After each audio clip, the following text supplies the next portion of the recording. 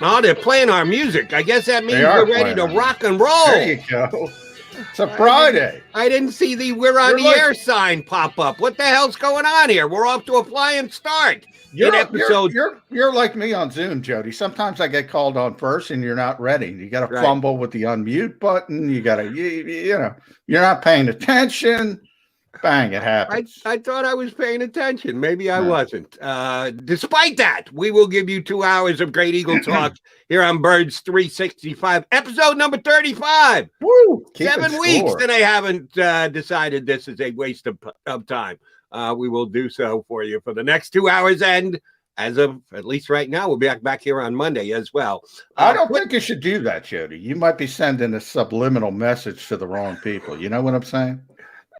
No, I think that it's well placed, and it just keeps us front of mind, and like, oh shoot, yeah, we could move. No, they're not moving on. We're not going anywhere. We're going to be here all the way through the season, and who knows, maybe for the next 25 years. We got two guests coming up today that have been around the National Football League for that type of time. They've been doing it a long time and should give us some really good insight. One on the very Eagles front and one on the National Football League front. We'll give you the details on that coming up in just a couple. Mr. McMullen, good to have you in front of your computer today.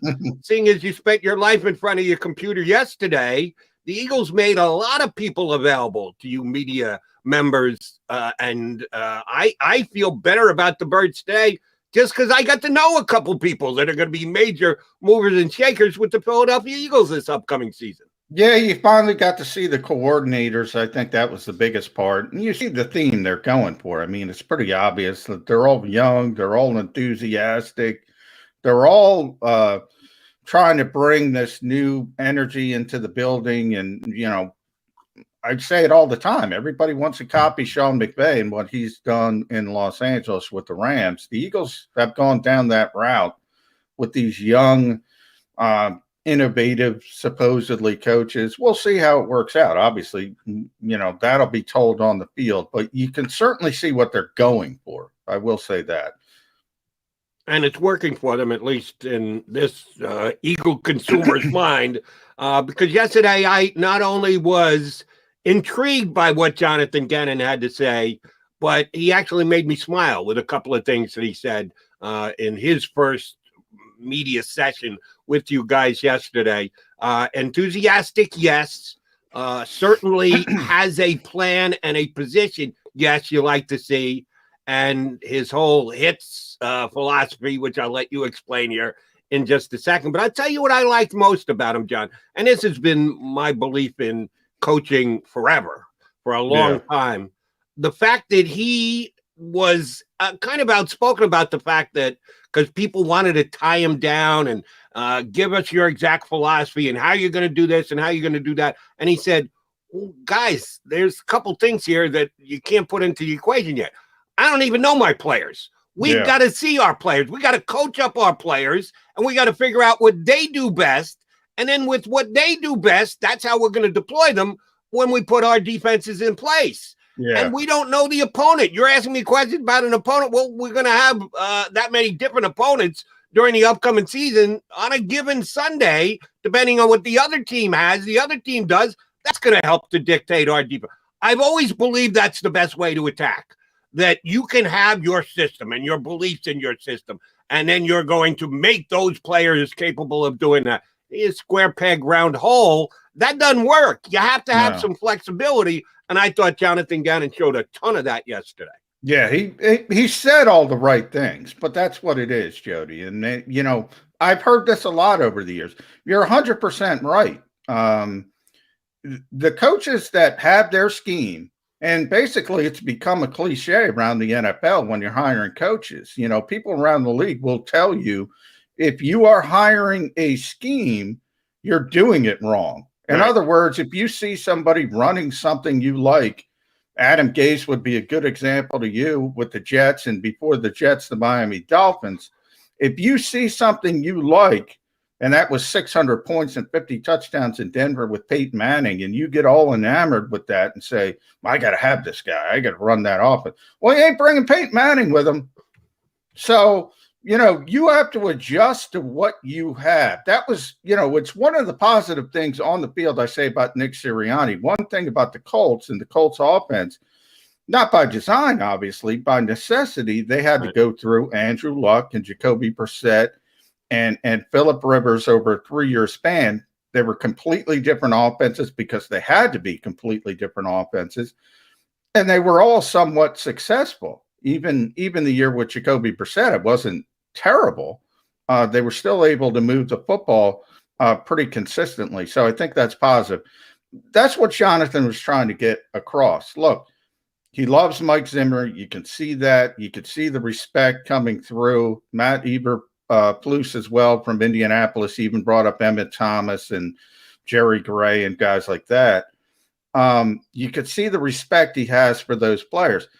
Everybody talks about the A-gap blitzes, and I asked Jonathan that myself with Mike Zimmer. It's what he's famous for. He's the godfather of the A-gap look in the NFL. And he just said, yeah, well, it was about the players. They had Anthony Barr and Eric Kendricks, and, they could do everything. They can blitz, they can cover, they can stop the run. So he used it a lot. When he had to go to Eric Wilson, who's now here because of an injury last year, he didn't use it as much because he's not Anthony Barr. Right. And I think that is what, as he likes to be called, JG was trying to say. You got to see what you have. You got to utilize what your players can do. That's what every coach in this league should do, Jody. You're right, but they don't. No. So you have to see where they end up. And he was pretty committed to it. And again, we won't really know until we see them get out there and actually perform, and we can judge and go back and look at tape and go, well, he did change there and he changed this, or I'm going to jam my throat down your system and we're going to make it work. He was committed to yesterday selling the fact that, well, I'm not ready to reveal what I'm going to do just yet because I don't have a good enough grasp on my own players. Yeah. When I do, I'll know a little bit better, which is, I think, the perfect attitude.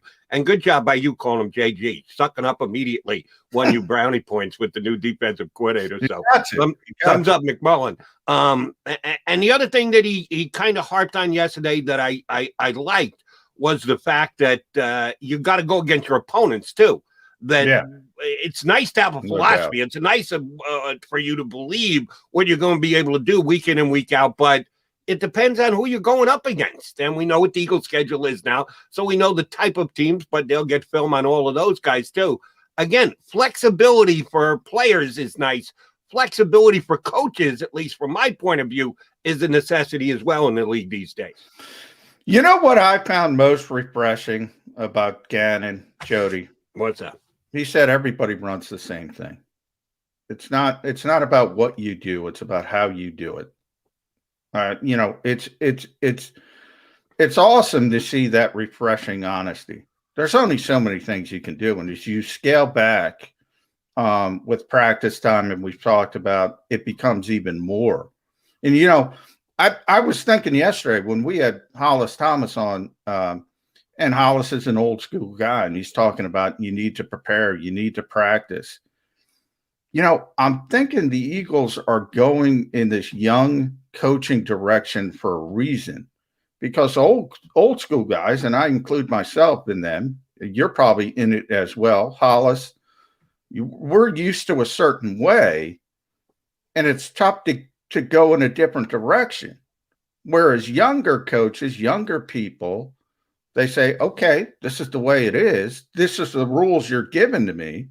I'm going to try to maximize that instead of complaining that I don't have 2-a-day practice, instead of complaining that I'm not going to be able to do all these different things. And you really have to simplify. And I think it was perfect what he said. Everybody runs the same thing, Jody. Everybody runs the same thing. Here's the reason why I think we all have to accept what today's NFL leading up to a season, the collectively bargained rules that we're playing in. We'd like more access. We'd like to think our team is more prepared, more ready for the upcoming season, maybe to improve. Got to be the case with the Eagles after 4-11-1. But here's where it isn't as big a deal as some people want to make it out to be.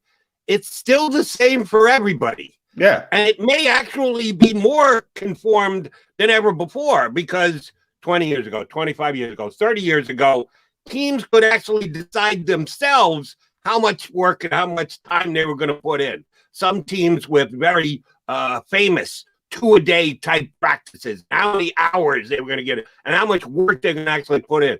Well, now it's kind of all equal across the board, because you're so restricted by how much time they are asked to put in, and they probably put in less than they ever did before. It's everybody's in the same boat. So again, it's how you use the limited time that you have to the best of your ability, get the best out of it. That's a team that should get the best results. Yeah, it is. And I think we all went into last season with the same mentality. We've mentioned it on the show in the past, and that the Eagles would have this huge advantage with this veteran coaching staff in a situation where nobody could practice. Nobody was there in the offseason, and everybody else in the division had new coaching staffs. And it turned out to be anything but. Maybe they didn't adjust well to the pandemic. Maybe they didn't adjust well to the limited time. I do think part of the reason for the shift in the coaching staff is what I said. I mean, it's a new era. It's not going back to the way it once was.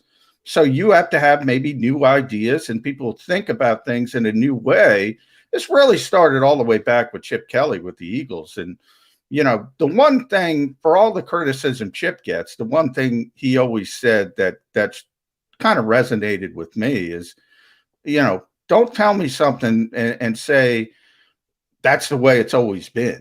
I don't want to hear that. You know, I don't care about the way it's always been. Let's do it the right way. That kind of framework, which that part I always agreed with. Well, and at least we don't talk about smoothies anymore, and that has not been the case since Chip Kelly left. Quickly, we got Les Bowen from the Inquirer is going to join us coming up in a couple of minutes. But again, I thought Jonathan Gannon was the most interesting and most insightful guy that spoke yesterday. His hits philosophy, I'd never heard that before, and it made a ton of sense as soon as he rolled it out there. And from a defensive coordinator, I thought it was a very good way of looking at things. What did you take out of his quote-unquote hits philosophy?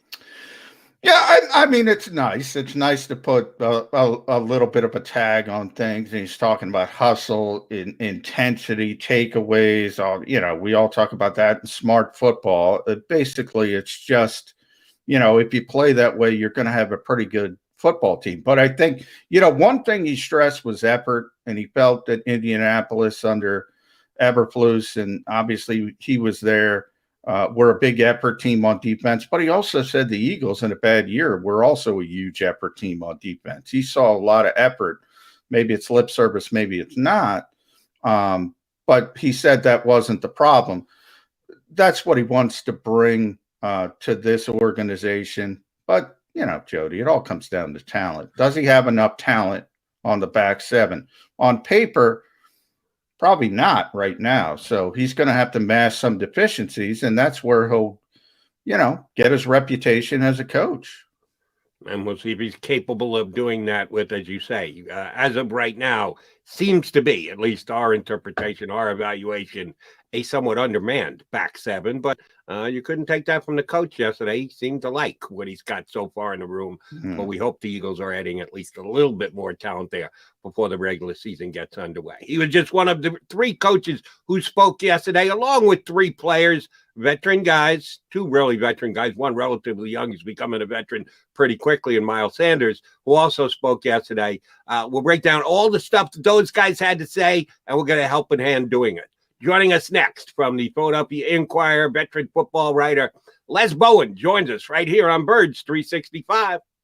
If you missed any of today's show on the JAKIB Media channel, listen to the podcast on your way home. Available on YouTube, Apple, and Spotify. The savoring taste of a good bag of beef jerky is so enjoyable at any time of the day, as long as you can find it. Here's what we suggest. Pure Bull Beef Jerky is our answer, and soon it will be yours. Locally produced in the Philadelphia region, this high-quality, healthy protein snack is easy to secure. Go to steersnacks.com, and you'll see hot garlic, tropical heat, Pure Bull dry rub, and our favorite, Huck and Fod. What's that? Huck and Fod. Go now to steersnacks.com. Welcome to the Wildwoods, the perfect place where you can safely do everything or nothing at all. Catch a wave, take a nap, go for a drive, grab a bite. It's your vacation, and we're doing everything we can to make it a safe one. The Wildwoods. Your vacation, your way.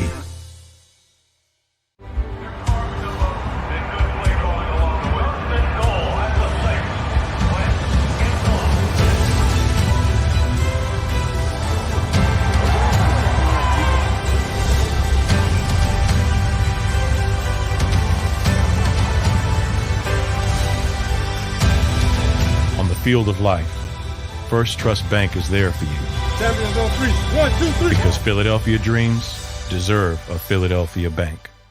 The International Brotherhood of Electrical Workers, Local Union 98, is a proud sponsor of The Labor Show with J. Doc and Krause every Saturday night from 6 to 8 p.m. IBEW Local 98's highly trained and superbly skilled electricians are the best in the business, setting the highest safety standards in the electrical industry. So when you're planning your next industrial, commercial, or residential project, choose an IBEW Local 98 union contractor. Learn more at ibew98.org. In the Wildwoods, our free beaches are spacious and welcoming with plenty of room to spread out. Your seat will be waiting for you when you're ready to visit. The Wildwoods, creating cherished family memories for generations. Jody Mack, the legendary sports talker, joins forces with NFL insider John McMullen. Start your morning with Johnny Mack and Jody Mack across the JAKIB Media Network.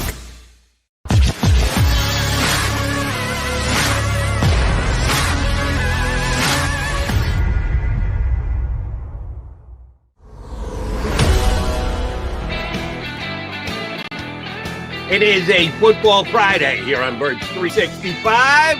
The Mac guys, John McMullen, Jody McDonald here with you, and we've got added intelligence today.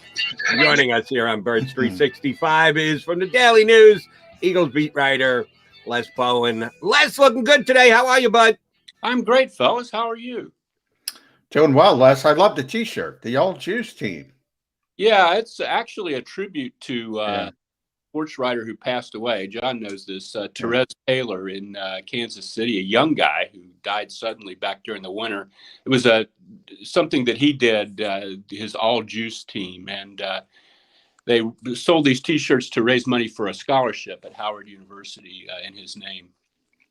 Yeah, nice little tribute, and as Les said, good cause as well. So, well done, Les Bowen, from that standpoint, and also well done from your trip down to Louisiana. And Les did a deep dive into Jody's favorite player in the world, Devontae Smith. You got to look into his background, talk to some family members.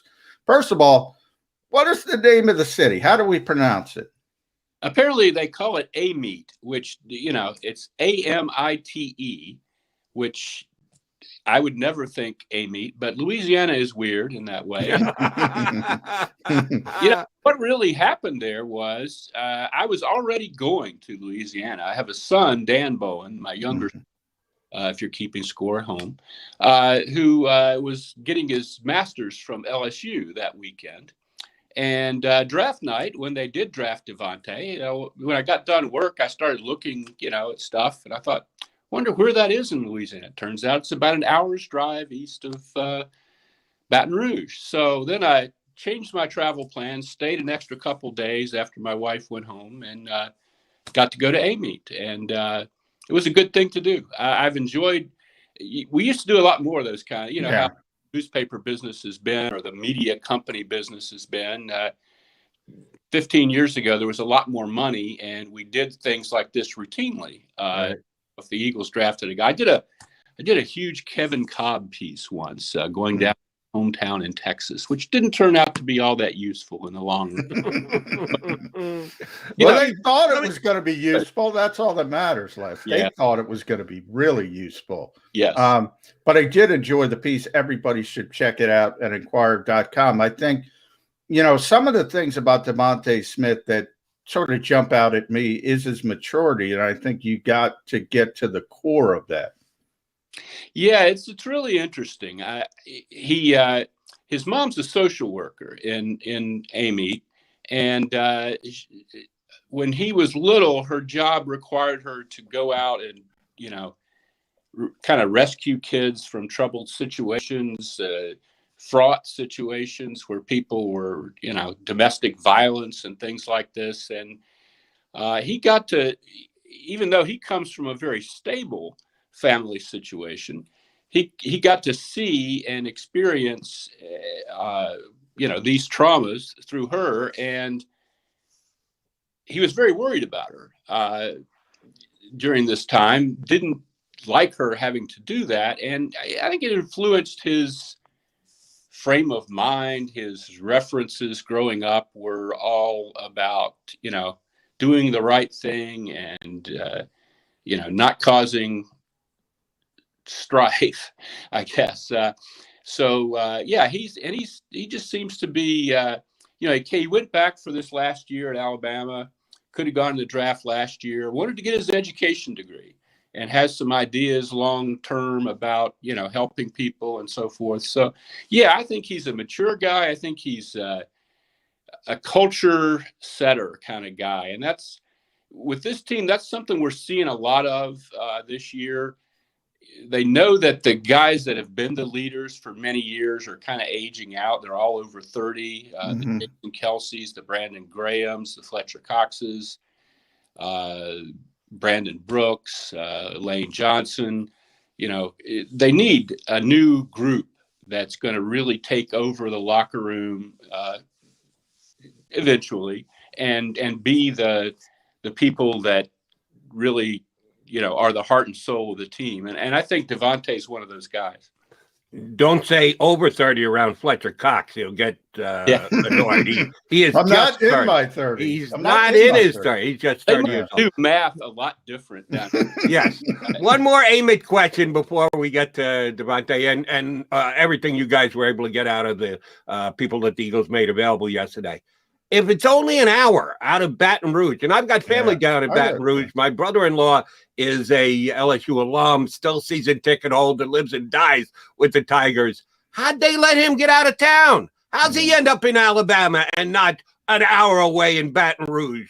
Well, that's an interesting story, Jody. There's this guy, Vincent Sanders, who was a barber in Amite. He took over his father's barber shop, and he kind of became, college recruiting is an interesting place these days. A lot going on. Vincent Sanders kind of became a conduit. He started taking kids to camps. And Amite's kind of out in the country. It's a small high school. There are several small high schools around it, not necessarily the hub of college recruiting. So he had a truck, and he would get a bunch of guys in his truck and take them to like the Under Armour camp or something and pay for it. So he became like a power broker, and he developed a close relationship with Alabama. And they had several guys from that area go to Alabama. And LSU kind of noticed this. And he claims he got death threats on message board. He doesn't live in Louisiana anymore. He lives in Tampa now. But, that was kind of the deal. And the LSU people were not at all happy about it. So, it's weird. Vincent Sanders claims he doesn't get any money for any of this. I don't know. It's an odd, college sports these days, Yeah, it's not. One thing I'll say for college athletes. So in doing this story, I was Googling DeVonta Smith one-handed catch, because there's this picture of him one-handed catch against LSU where you can see his dad standing in the bleachers behind his arm. I was looking for that. If you Google DeVonta Smith and one-handed catch, you can buy all kinds of images of this from all kinds of people, none of whom are giving any money to DeVonta Smith. Yeah. I mean, that's weird to me. That's a whole show on its own. But, as an aside, all these LSU guys. I want to know, You saw Jalen Mills over the years, Duke Riley recently. Every chance they get, they put on the purple. Is Dan like that? Is your son like that? There again, interesting aside, my son, who did not play football. Yeah. Did his undergrad at Ohio State. Oh. And then did his graduate work at LSU. He likes to say that he sort of plowed the way for Joe Burrow. That's exactly where I was going. He's just like Joe Burrow. Yeah. So he wears both, depending on who's doing well at the time. Both teams won the national championship while he was there. Damn.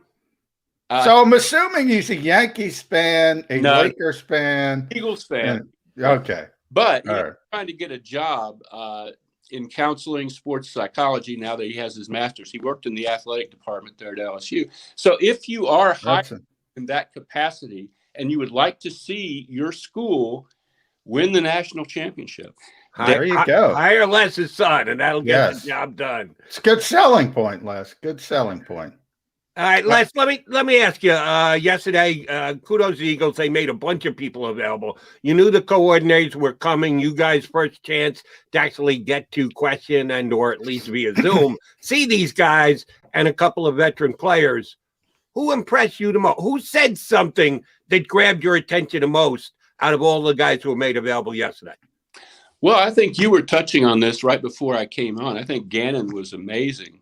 Gannon, the defensive coordinator. And a couple of us were sort of texting afterward because we don't get to see each other in person these days. We just text, sports writers, guys who cover the Eagles. The Eagles, for whatever reason, made a big deal out of not making this guy available for months and months after he was hired.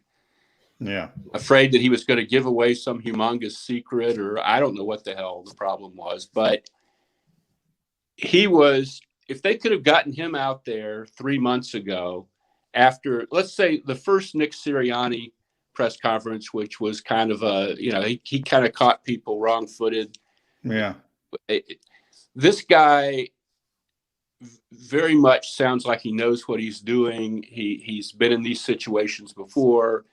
He knows how to handle himself. That would have been a tremendous asset for them to get him out there long before this and kind of reassure people that even though he's young, as the head coach is, he's an adult.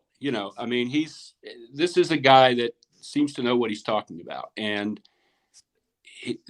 I can't imagine why you wouldn't want to put that out there as quickly as you could. Yeah, I agree, Les. They have this default setting where everybody's going to do poorly. Yeah. Some guys handle it well. Jonathan handled ordinarily well. He handled it as well as any coach I've been around in football, From a player standpoint, I think Jalen Hurts handles things well. I think he's very good in those types of situations, never flustered, always even-keeled. I think it's a positive. And for some reason, they default to, this is bad. Somebody's got to go out there and talk to the media.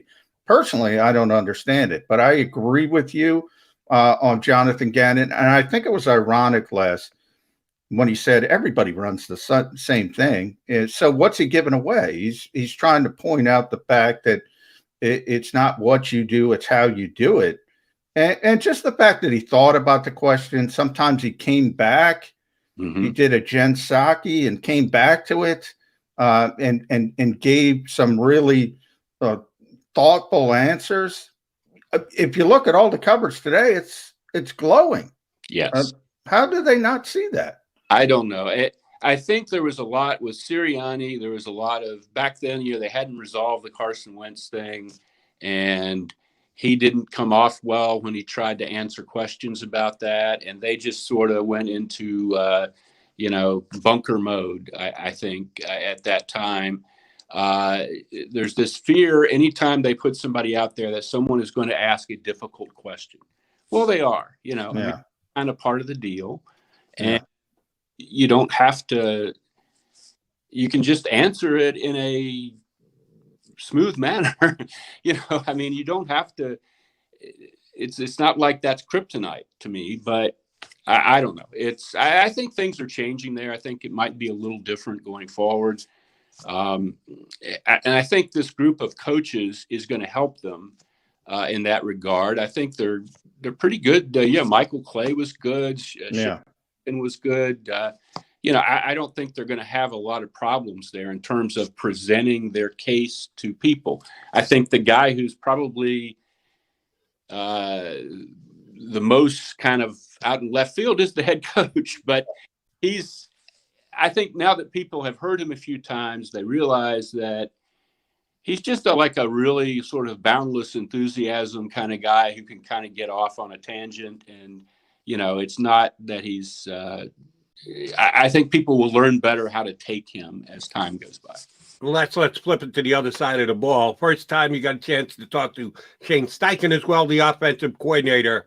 He surely wasn't as ebullient as the defensive coordinator, a little bit more reserved, which lent itself to maybe not getting as much information as you guys wanted if you wanted to speculate as to what the Eagles offense was going to look like. Reading between the lines, and yes, he made you do a little of that. What did you think of Steichen and the offense that he and his head coach, Nick Sirianni, are going to try and employ this year? Yeah, I thought he was solid. I like you said, he didn't give a lot away. I think some fans were worried when he and others said that the offense wouldn't be that different. I think players take that as a good thing because they don't have to totally, reorient themselves. But the Eagles haven't been good on offense the last couple years, and I think that worries fans. But I don't really think. I think the Eagles were they were up to date with their concepts pretty much, with some exceptions. It was the plays that were called in the situations they were called in and the execution of those plays that made it a bad offense, not necessarily the concept. I mean, they won a Super Bowl with that concept. They just didn't, they ran it differently as the years went by. So I wasn't that worried that they're going to have a similar offense. I don't think any modern, state-of-the-art NFL offense is that different from the one they've been running. It all sounds good to me. It's going to come down to whether the offensive line is healthy and whether Jalen Hurts is really all that. It's boring. You're right, Les. And one thing that stuck out to me about Shane is when he was talking about the offensive line. He said, I believe they're freaking good football players. When he's looking at Lane Johnson, Brandon Brooks, Jason Kelsey, the historic attrition on the offensive line for the Eagles, that's why they had a bad offense. I mean, it's boring, but that's why they had a bad offense. If you can block people, you're going to be able to do some things. And it's a big if, but if these guys are healthy, Les, that's why I think you see the excitement from Shane Steichen and saying, wow, these guys can play. Well, that's the thing. It's been a couple years now of guys in and out. Brandon Brooks, it's even Lane last year with the ankle. When we talked to him, he's been fighting this since 2018. It's if they're healthy, yes. Surely that has to happen sooner or later. You would think the odds come out positively. And they did develop some depth last year. I think he is excited about that offensive line with good cause, I believe. Let's stay on the offensive line. We asked this basically of seems like every guest we've had on in the last 2 weeks. We had a couple former offensive linemen as guests, which kind of lent it to it. But left tackle position, you've got Andre Dillard, who was not only a first-round draft pick, but a trade-up for first-round draft pick. The Eagles made a pretty big commitment to. Injury took out all of last year. And then you've got Mailata, who was a lottery ticket, late-round draft pick, but has made really nice strides and opened some eyes. Those two guys will be doing battle for that position this year.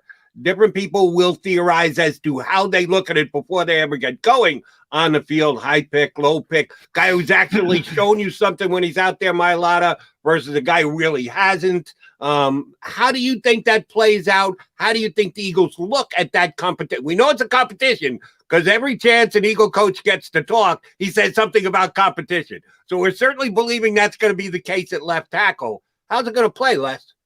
That's going to be fascinating to watch because, I think the fan base is all like 99% Mailata because yes, they are. I got killed for this. He's the kind of guy you pull for, but I don't know. Andre Dillard is very, very talented. Yes. Especially as a pass protector. He's very smooth. And, he did get hurt last year. It wasn't that he went out and just fell on his face. Right.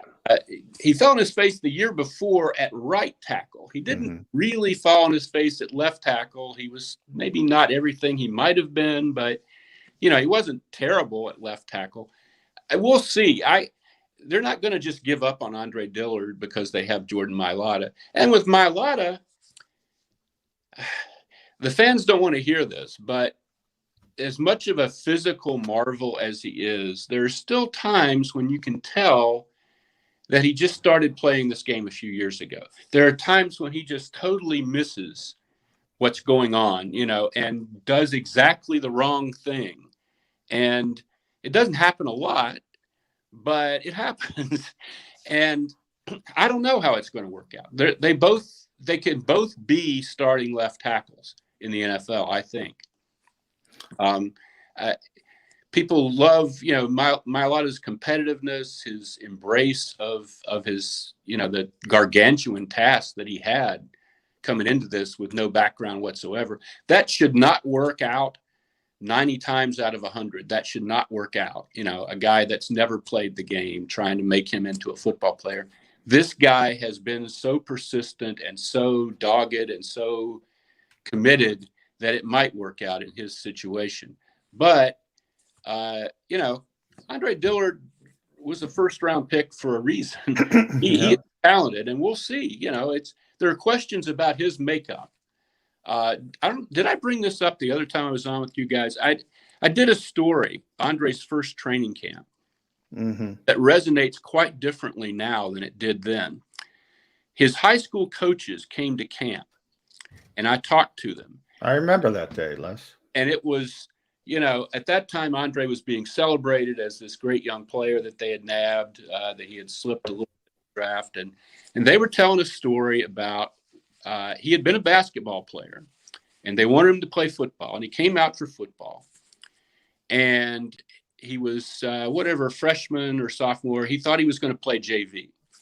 And they said, no, you're going to play on the varsity. And he was like, whoa, wait a minute here. Varsity. And they sort of concocted this ceremony where the team leaders would present him with a varsity jersey to get him to feel good about going to the varsity at a young age. And at the time it was a cute story, but then as you got into the season and people sort of implying or inferring that Andre wasn't that committed, that he didn't love it, that he wasn't, his heart maybe wasn't all in what he was doing.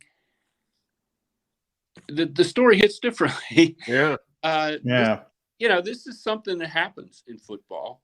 I think most of the guys out there would rather be in the NBA if they'd had their druthers. Yeah, that's why they always talk less. That's why they always talk about love and ball. That's why Nick Sirianni. Yeah. We had Chris Landry on a couple of weeks ago. He told this exact same story. Well, a lot of these guys, it's their means to making a good living. Yes. And once they hit that bar, it's like, okay, I made it. I'm done. And I think thing to figure out in the draft. Yeah, it is. They all have agents who prepare them to say the right things in interviews. Yeah. Danny Watkins was all about it. He was a guy that loved hard coaching, he told me, right after he was drafted by the Eagles. Yeah. You just can't know whether somebody really wants to do this. It's a really hard sport. It's the hardest, I think. That and this and hockey, the two sports I've covered, most are really hard to play day after day after day. You get the crap beat out of you. You're playing, black and blue knees and elbows, and with football, you might not know who your grandkids are when you're 60. It's you have to really want to do this to be good. To put that on another layer with Andre Dillard in that competition, did you make anything out of the bringing in of LaRaven Clark, who's got some kind of versatility? And I only bring up, he's not going to be competing less. I only bring this up for the point of, are they preparing sort of Andre Dillard? It's like win the job or bust, because you mentioned he failed at right tackle. He can't be a swing tackle. So Jordan Mailata has proven he'll at least be willing to go to both sides. So is it, win the job or bust for Andre Dillard? It might be, depending on how he looks. I mean, if they're both tremendous in training camp and the coaches decide just to go with Mailata because he was there more last year and he's bigger, maybe not. But if Dillard doesn't look good and doesn't win the competition and isn't thrilled about being, not the starter, and like you said, he doesn't offer you a lot of positional versatility, certainly I could see LaRaven Clark being a hedge. You need some depth. You already have Driscoll. You have this guy. You could certainly, if Mailata wins the job cleanly and you don't really think Dillard is ever going to get it done, cut the ties and go, get that off your plate. I do think that's a possibility. LaRaven Clark, however, I had like a lot, I don't watch these guys watch film of the Indianapolis Colts, but I knew he was a big prospect coming out, third round pick. Yeah. He kind of sucked in Indianapolis. Yeah, he did. He had a whole year. I kept looking for 2019 in his stats, and I couldn't find anything about an injury. Was he hurt? What? He had a whole year where they just didn't put him in a game. The dreaded healthy scratch, to use the hockey term. They activated him and didn't move him off the bench, even to block for an extra point or something. So I don't know. Is LaRaven Clark going to make the team? No, most likely, yeah. I just thought it was interesting for that aspect. Like, are they hedging? He's obviously a backup player if he makes the team. But it is interesting when you think about the dichotomy of Jordan Mailata versus Andre Dillard. Absolutely. And one has versatility, one doesn't. With LaRaven Clark, the big LaRaven Clark anecdote is in fall of 2015, after the season, Brett Veach, former Eagles assistant, now the general manager of the Kansas City Chiefs, is watching film of offensive linemen, and he's watching this guy from Texas Tech, LaRaven Clark. And he notices their sophomore quarterback, Patrick Mahomes. Damn, look at that guy. Imagine going in to look at LaRaven Clark and you come out with Patrick Mahomes. Yeah. So they did not draft LaRaven Clark, but a year later, they drafted Patrick Mahomes. That worked out pretty well for them. All right, I'm going to ask this question, Les, and then I'm surely going to have a follow-up. There's a reason that I'm asking it the way that I'm asking it. I need you to look into your football crystal ball and do a little predicting for us for this upcoming Eagle season. Give me in order the individuals that will catch the most touchdown passes for the Philadelphia Eagles this upcoming season. Yikes. It's a tough one, Jody. It sure I know. But Les is up to it. I got faith in him. This is something I've given no thought to whatsoever. None whatsoever. That means it's a great question by me. Thank you very much. Well, Devontae Smith is I know rookie receivers don't always have, incredible stats. I think he's going to have incredible stats. I think he's going to be all that. I think Dallas Goedert with no Ertz, we assume, is going to really have a big year if he's healthy. Rager, I don't know about Rager yet. That's an interesting question. He could be third. Miles Sanders could catch a lot of passes this year. Will they be touchdown passes? I don't know. Williams, the rookie running back, is going to catch passes. Again, will it be in the red zone? I'm not sure. But those are some ideas there. Who else could be a great red zone target? I think Jody's leading me down the Greg Ward path. Oh, that's exactly what I'm doing. You went 5 deep. You never mentioned Greg Ward, who, in case Les is a smart man. That's why. you need to look it up, led the Philadelphia Eagles in touchdown receptions last year. And you know what? He's an afterthought. He's just, hey, all right, slot. We got to get him on the field. Hey, not going to overplay, not going to overshow him, because then you'll see the shortcomings in his game. Yeah. All the guy does is catch balls and produce. I think all right, Les we know he doesn't get yak. He doesn't go yards. I will tell you, they want to get better at that position. Yeah. They want to get better. Jody, I love Greg Ward. I mean, we all do. He's a college quarterback. He's a smart guy. I hope he's on the team. On every bad NBA team, there's a guy who averages 22 points a game. Boy, Les is smart. Boy. A great player. It's because he's the best scorer on that really horrible team. Yes.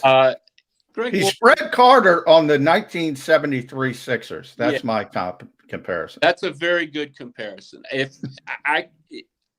will be a bad thing for the Eagles if Greg Ward is more than like the 4th receiver on this team. You know, I mean, I hope he is the 4th receiver. I hope he has a nice year and makes money and, you know, all that stuff. But if they're really depending on Greg Ward, they're behind, frankly. He's a great guy. He is not that talented. He does catch the ball. You're right. Yeah. I do want to shift. We started with Jonathan Gannon. A couple more minutes. Sorry for taking all this time from you, Les, but that's okay. Defensively, the back 7 that Jonathan Gannon has to work with, still a concern for me. Yeah. Do you think they made a small move at cornerback? Do you think more is to come?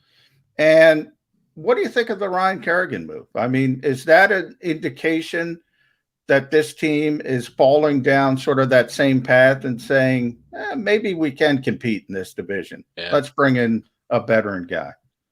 I'll take the Kerrigan move first. That didn't bother me at all. If you really looked at all the shuffling they've done, they didn't have 4 pass rushers that you knew were going to be the team. You know, their 4th guy was going to be a 6th round rookie or, you know, Joe Osman or something like that. You can't really rely on that. With Kerrigan, yes, it's a 1 year, you know, he's not going to be part of the next Eagles Super Bowl team in 2 or 3 years, but he's such a leader and such an effort guy that he can help the guys that are going to be here. You know, if they were going to bring in Ryan Kerrigan and play him 90% of the snaps, that would not be good. But I think he's here as the 3rd or 4th guy in a rotation, and I think he can still handle that. In Washington they drafted defensive ends in the 1st round 2 years in a row.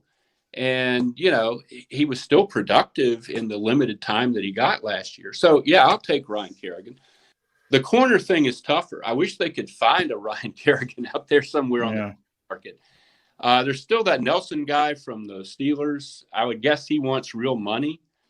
They don't have hardly any money until after June 1st, when the 2 designations that they've declared, Alshon Jeffrey and was it Deshaun?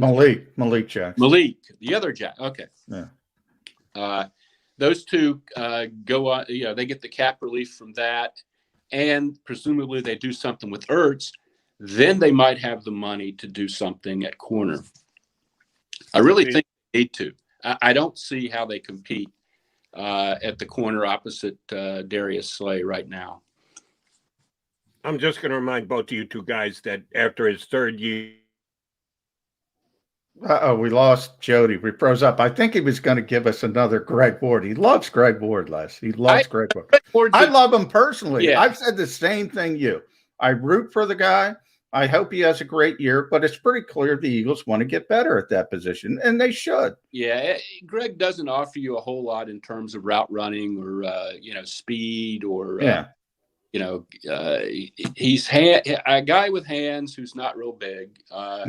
But I do like him, and I hope he's on the team. Yeah. Both of you guys are underselling him, but that's okay. What do I know about football? I don't know anything about football. You're right. Let me get this out of you, Les.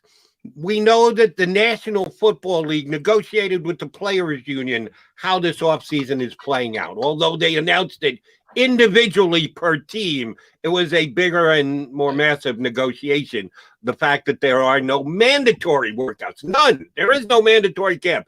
Everything is optional, but all the teams are getting significant turnouts. That 80, 75, 80 players are showing up. Certain veterans with certain teams that are already entrenched know that, all right, I don't have to show because I know that I'm going to get my snaps because of my contract, because of what I've already achieved. But it seems like most teams. Yeah, well, Jody's having troubles, Les, but he's obviously going down the voluntary work. And the process, how I take it is, the league itself is obviously negotiating with the union, but they don't want to put a period on it for whatever reason. But my thought process, and I want to get your thoughts, is once it's gone, it's not coming back. I mean, once the players say no mini camp, we're not going to have mini camp next year. Am I wrong? No, you're not wrong. John, I see this as the NFLPA to get a labor agreement done last year at the start of the pandemic. They agreed to that 17th game. Yeah. That was massively unpopular with the veteran players, particularly the ones that make money and, are entrenched in the league. They really didn't want that. The union is trying to make amends or sort of, what am I trying to say? Ameliorate that by really coming in hard on the OTAs and here's what we're doing for you. We're going to make it so you don't have to do this and you don't have to. It's all having to do with that 17th game.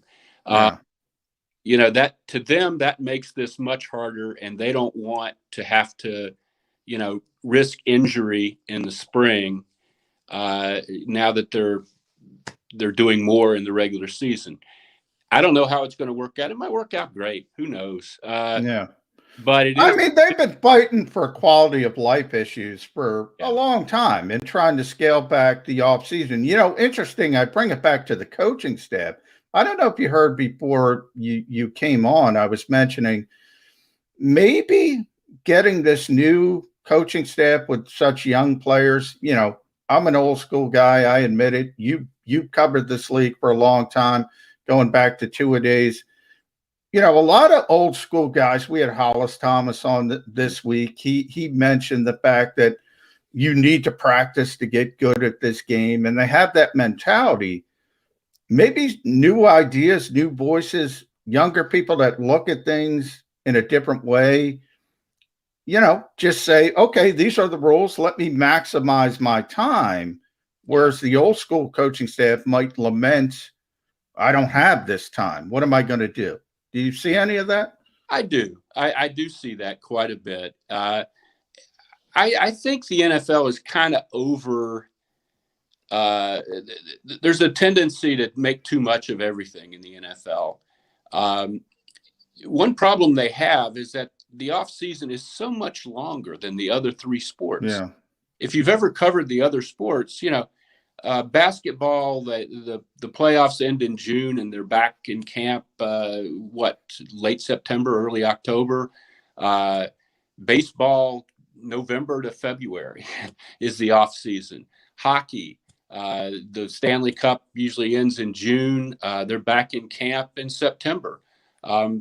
This is the only sport where you go from like February to September, really most of the year without half the year anyway, without any games. And I think the NFL has kind of built up this off-season thing as a huge deal. I'm not sure it is. It is if you have new systems like the Eagles do, and if you have a lot of young players. But for the veterans, this has always been just drudgery. they're only out there in the spring to try to help the young guys, so that the drills aren't chaos, so that, they can line up 11 people and have everybody in the right spot and have a veteran say, no, you stand there. I mean, that's their only purpose in being on the field.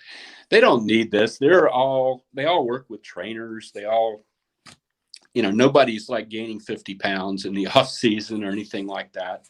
I think it's a permanent change. I think you're exactly right. And I think in 10 years, nobody will even remember that it was ever any different. Last thing for me, and sorry for the drop off there, a little technical problem, but thanks for rolling with the punches for us and with me. Jeff Lurie used the word transition way back at the start of the offseason when they decided to swap out the coaching staff and give Doug Peterson his walking papers. I see transitional elements of what this upcoming season is going to look like, in addition to just swapping out the whole coaching staff, but the changes to the roster and the like. We're hoping to have a full-blown season this year. We know they're going to play 17 games. When I say full-blown, I mean packed stadiums, that we're trending in that direction, that we're doing well against the coronavirus, and the NFL thinks they're going to have maximum capacity for all their games. How is the Philadelphia fan base, specifically those who are going to show up at the Link 8 Sundays this upcoming year, how are they going to handle this transitional year for the Eagles? Boy, that's a good question, Jody. I think it'll be okay, because I don't think anybody's expecting 13 wins or anything. I think they'll be eager to see, what the new coaching staff brings, and some success will be, if you can see progress, if you can see Jalen Hurts doing things, if Nick Sirianni, makes sense, if the defense is better, I think people will be very happy. They'll be very happy to be out there in the parking lot. If tailgating is allowed, we don't know that yet. They'll be very happy to be in the stands. And I don't think it'll be, unless the team is just dreadful and it looks like, oh my God, they've hired a terrible coach and this quarterback is awful, that would make things different. But if they, I think they could go anywhere from 7-10 to 10-7. And, I think either way, the fan base is going to be okay. 10-7, I think the fan base would be thrilled at this point, as long as 2 of the 7 aren't to Dallas or something. But I think it'll be a good year.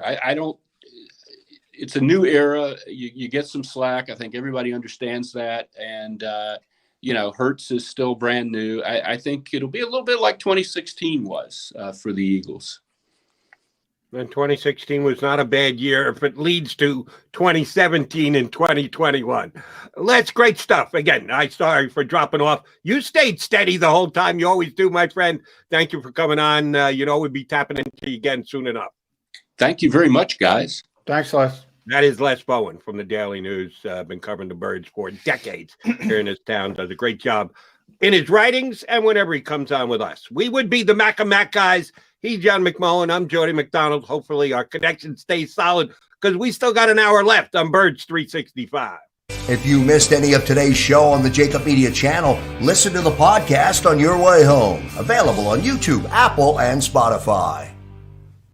The savoring taste of a good bag of beef jerky is so enjoyable at any time of the day, as long as you can find it. Here's what we suggest. Pure Bull Beef Jerky is our answer, and soon it will be yours. Locally produced in the Philadelphia region, this high-quality, healthy protein snack is easy to secure. Go to steersnacks.com, and you'll see hot garlic, tropical heat, Pure Bull dry rub, and our favorite, Huck and Fod.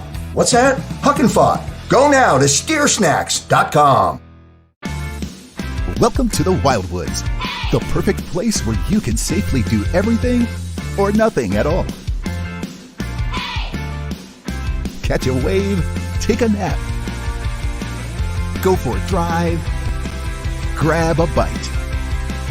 It's your vacation, and we're doing everything we can to make it a safe one. The Wildwoods.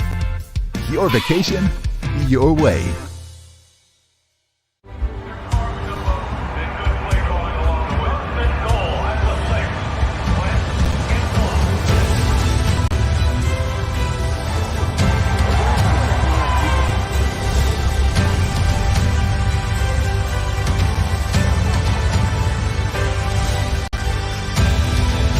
field of life, First Trust Bank is there for you.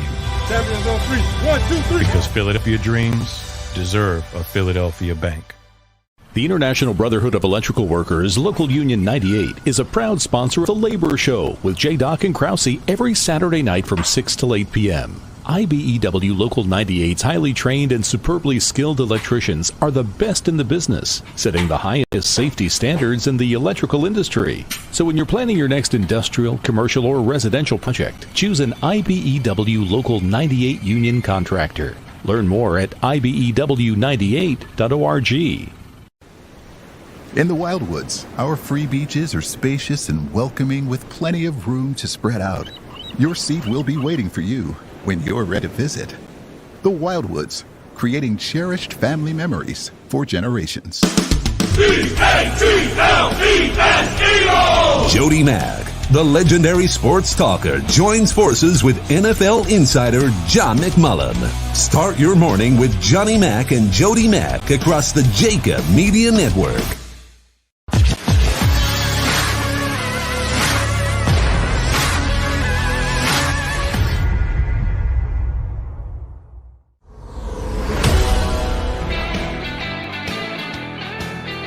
A Football Friday edition of Birds 365.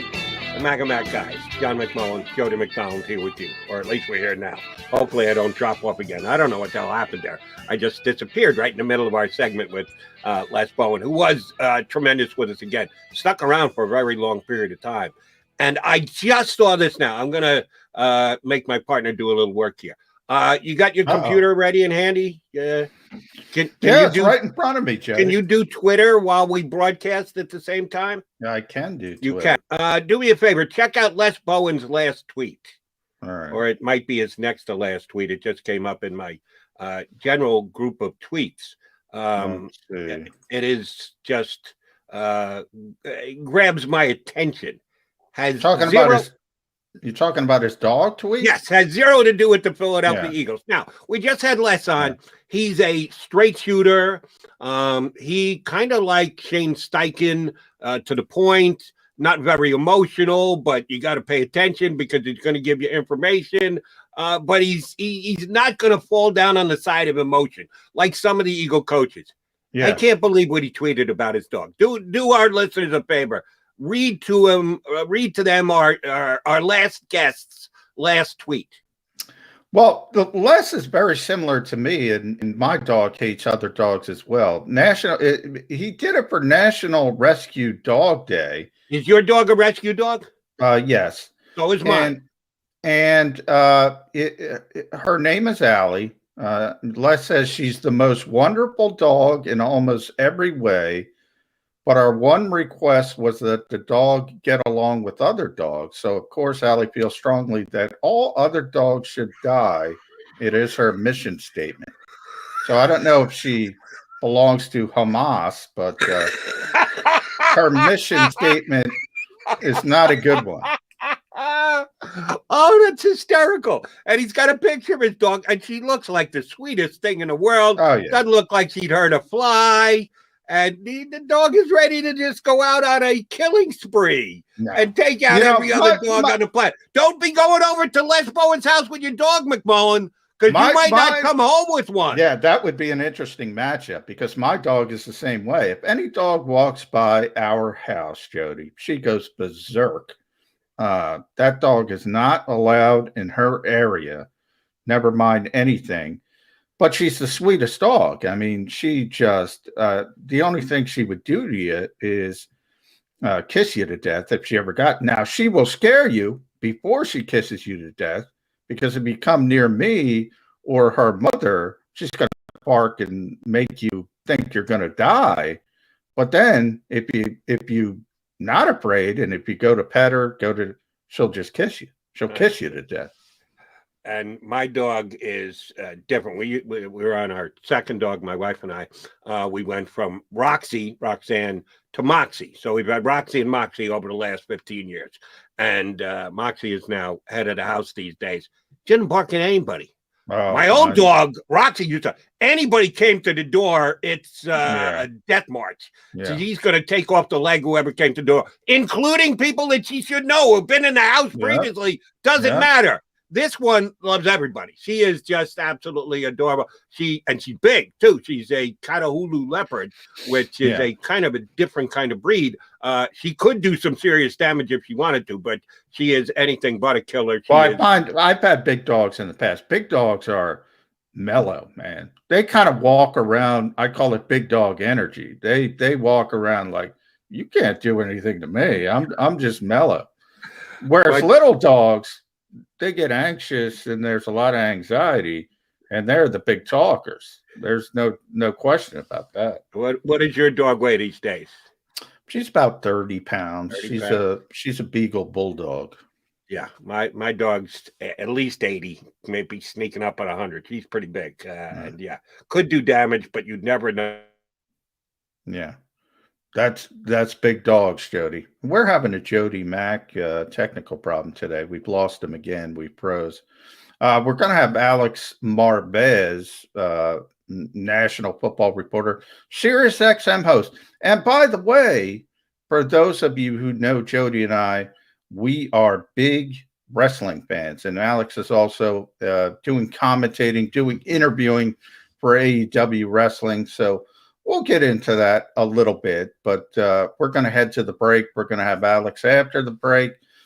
Stay tuned. More Birds 365.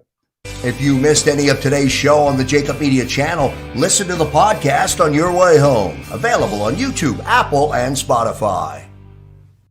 The savoring taste of a good bag of beef jerky is so enjoyable at any time of the day, as long as you can find it. Here's what we suggest. Pure Bull Beef Jerky is our answer, and soon it will be yours. Locally produced in the Philadelphia region, this high-quality, healthy protein snack is easy to secure. Go to steersnacks.com, and you'll see hot garlic, tropical heat, Pure Bull dry rub, and our favorite, Huck and Fod. What's that? Huck and Fod. Go now to steersnacks.com. Welcome to the Wildwoods, the perfect place where you can safely do everything or nothing at all. Catch a wave, take a nap, go for a drive, grab a bite. It's your vacation, and we're doing everything we can to make it a safe one. The Wildwoods. Your vacation, your way.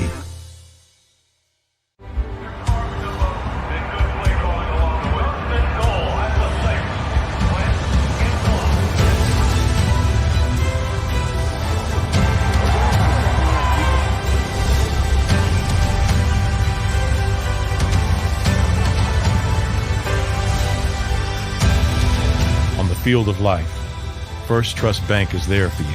Champions on 3. 1, 2, 3. Because Philadelphia dreams deserve a Philadelphia bank. The International Brotherhood of Electrical Workers, Local Union 98, is a proud sponsor of The Labor Show with J. and Krause every Saturday night from 6 till 8 p.m. IBEW Local 98's highly trained and superbly skilled electricians are the best in the business, setting the highest safety standards in the electrical industry. So when you're planning your next industrial, commercial, or residential project, choose an IBEW Local 98 union contractor. Learn more at ibew98.org. In the Wildwoods, our free beaches are spacious and welcoming with plenty of room to spread out. Your seat will be waiting for you when you're ready to visit. The Wildwoods, creating cherished family memories for generations. D-A-T-L-E-S-E-O! Jody Mack, the legendary sports talker, joins forces with NFL insider John McMullen. Start your morning with Johnny Mack and Jody Mack across the JAKIB Media Network.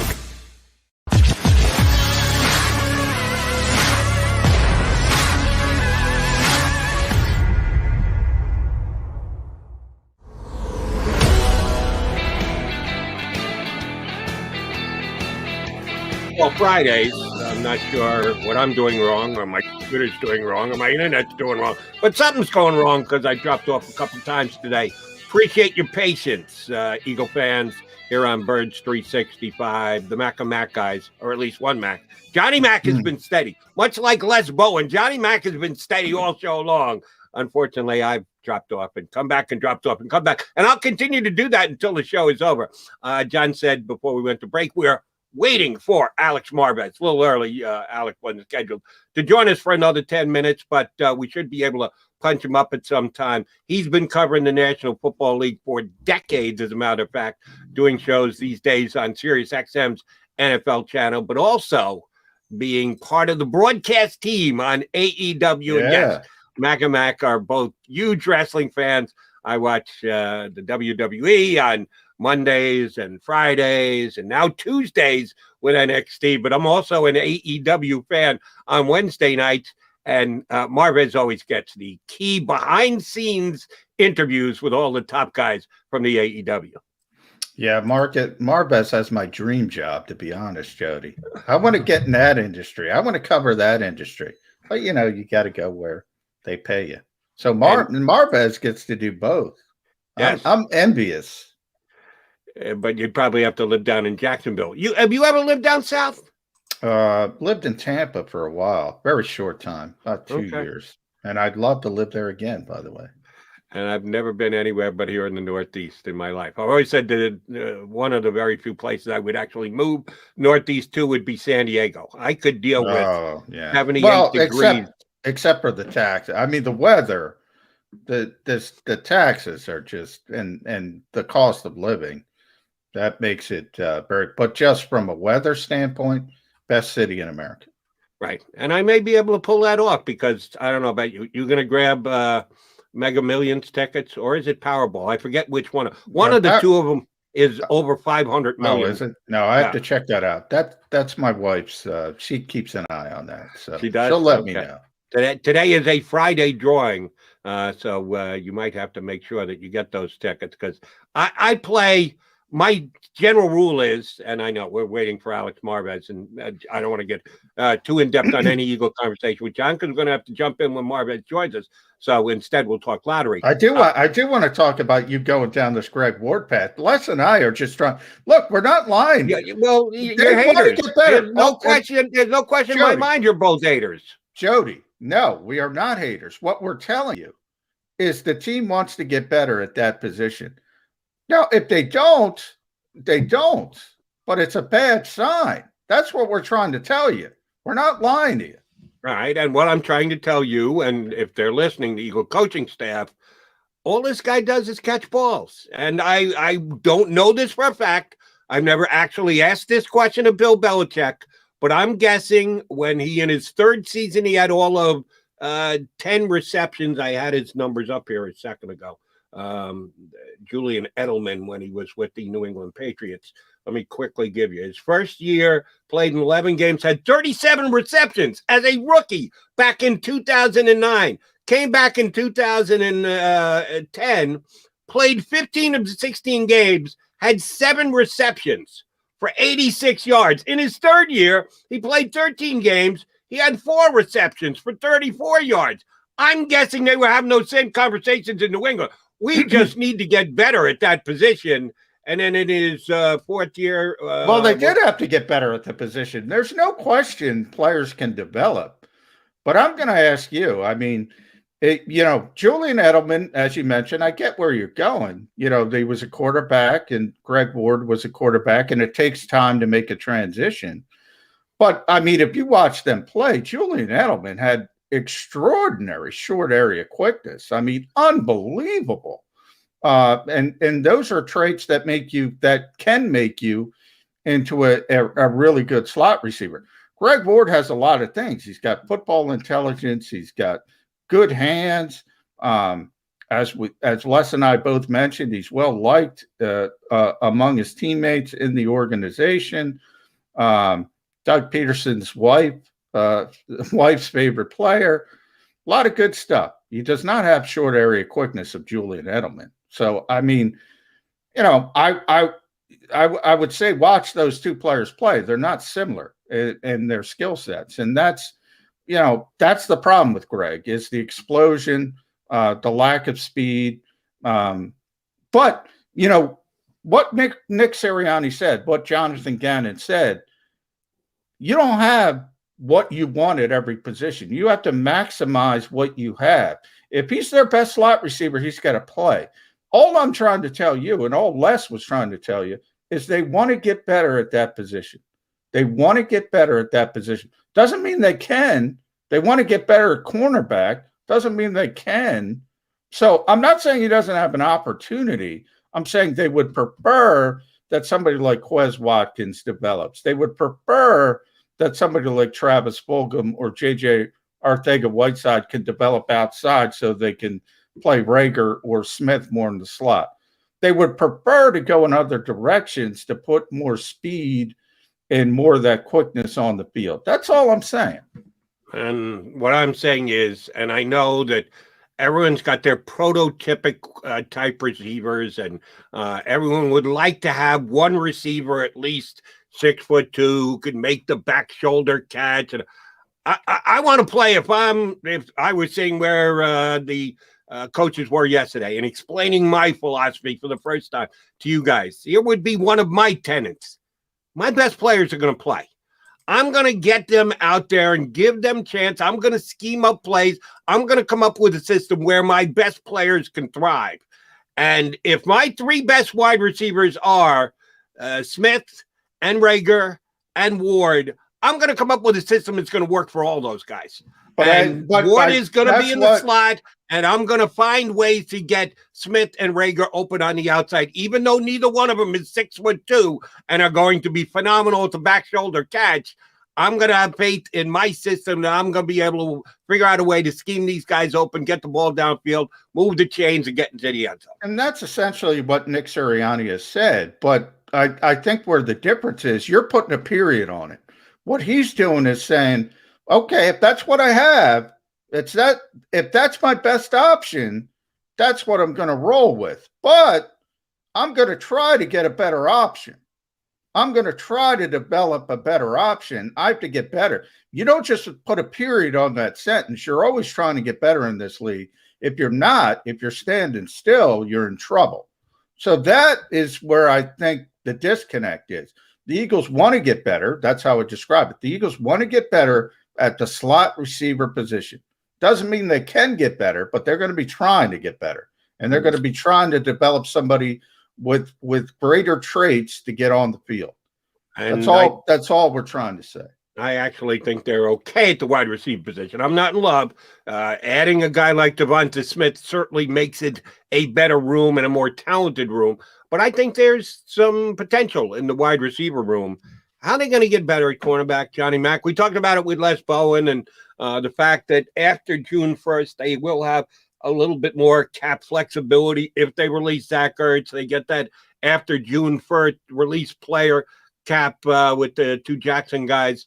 Are they actually going to be able to add a cornerback, or was this week's big trade the comparable to Ronald Darby type acquisition that they made? Is this the group they're going forward with?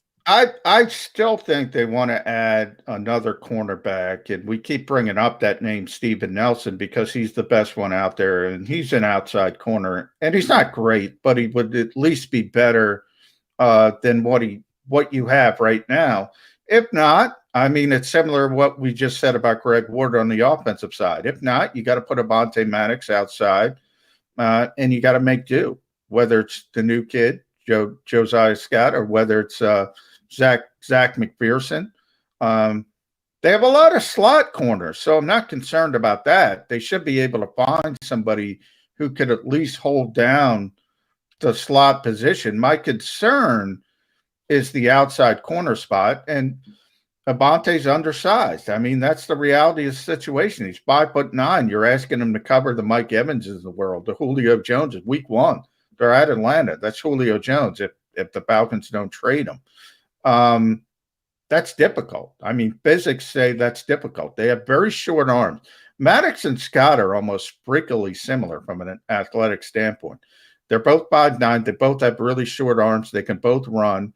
The difference is Avonte played outside at Pitt, so he's more comfortable doing it because he was used to doing it at the college level. So they'll default to him unless they can get somebody better. But they're trying to get somebody better. You're always trying to get somebody better. Did you like what the defense coordinator had to say yesterday in that vein? And it wasn't as much directly about the cornerbacks. He was asked, and it was correctly pointed out, that he is a former DB coach, that was kind of his ballywick and the group that he came through. So he's going to certainly be working hand in hand with his DB coaches, we mentioned by name yesterday, and said, I really like my coaching staff as far as defensive backs go. But he also gave you his opinion on his overall philosophy. Did that work for you? Did you like what he had to say about how he's going to employ and work up the DBs? Yeah, one of the things that impressed me about Jonathan Gannon in Indianapolis, they didn't have great corners. I mean, Xavier Rhodes has a big name. He was an all-pro in Minnesota, but when he left the Vikings, he had a really, really bad season. They got him off the scrap heap, kind of rehabilitated him.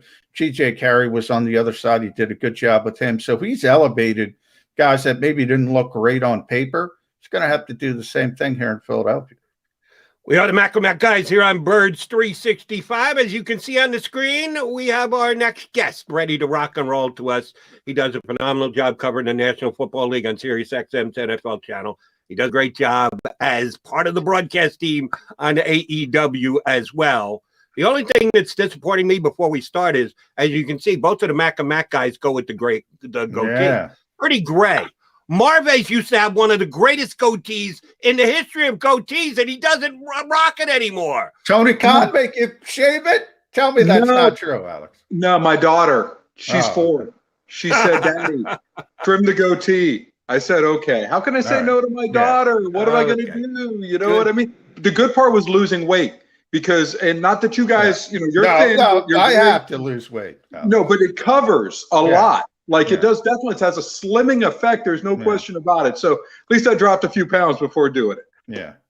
Very nice. Alex, we appreciate you coming on board. You heard us. We were just talking about the new Eagle coaching staff. John and the guys on the beat got the chance to talk to both of the coordinators yesterday. You've covered a lot of teams, and teams have made coaching staffs, coaching changes on the staffs that you covered. How difficult is that in that first year that a new head coach with a new staff has got to come in, create their culture? That's a word that's used a lot these days in the National Football League, but then everybody has to buy into it, and you've got to get it up to speed. How difficult a task is that in the NFL these days?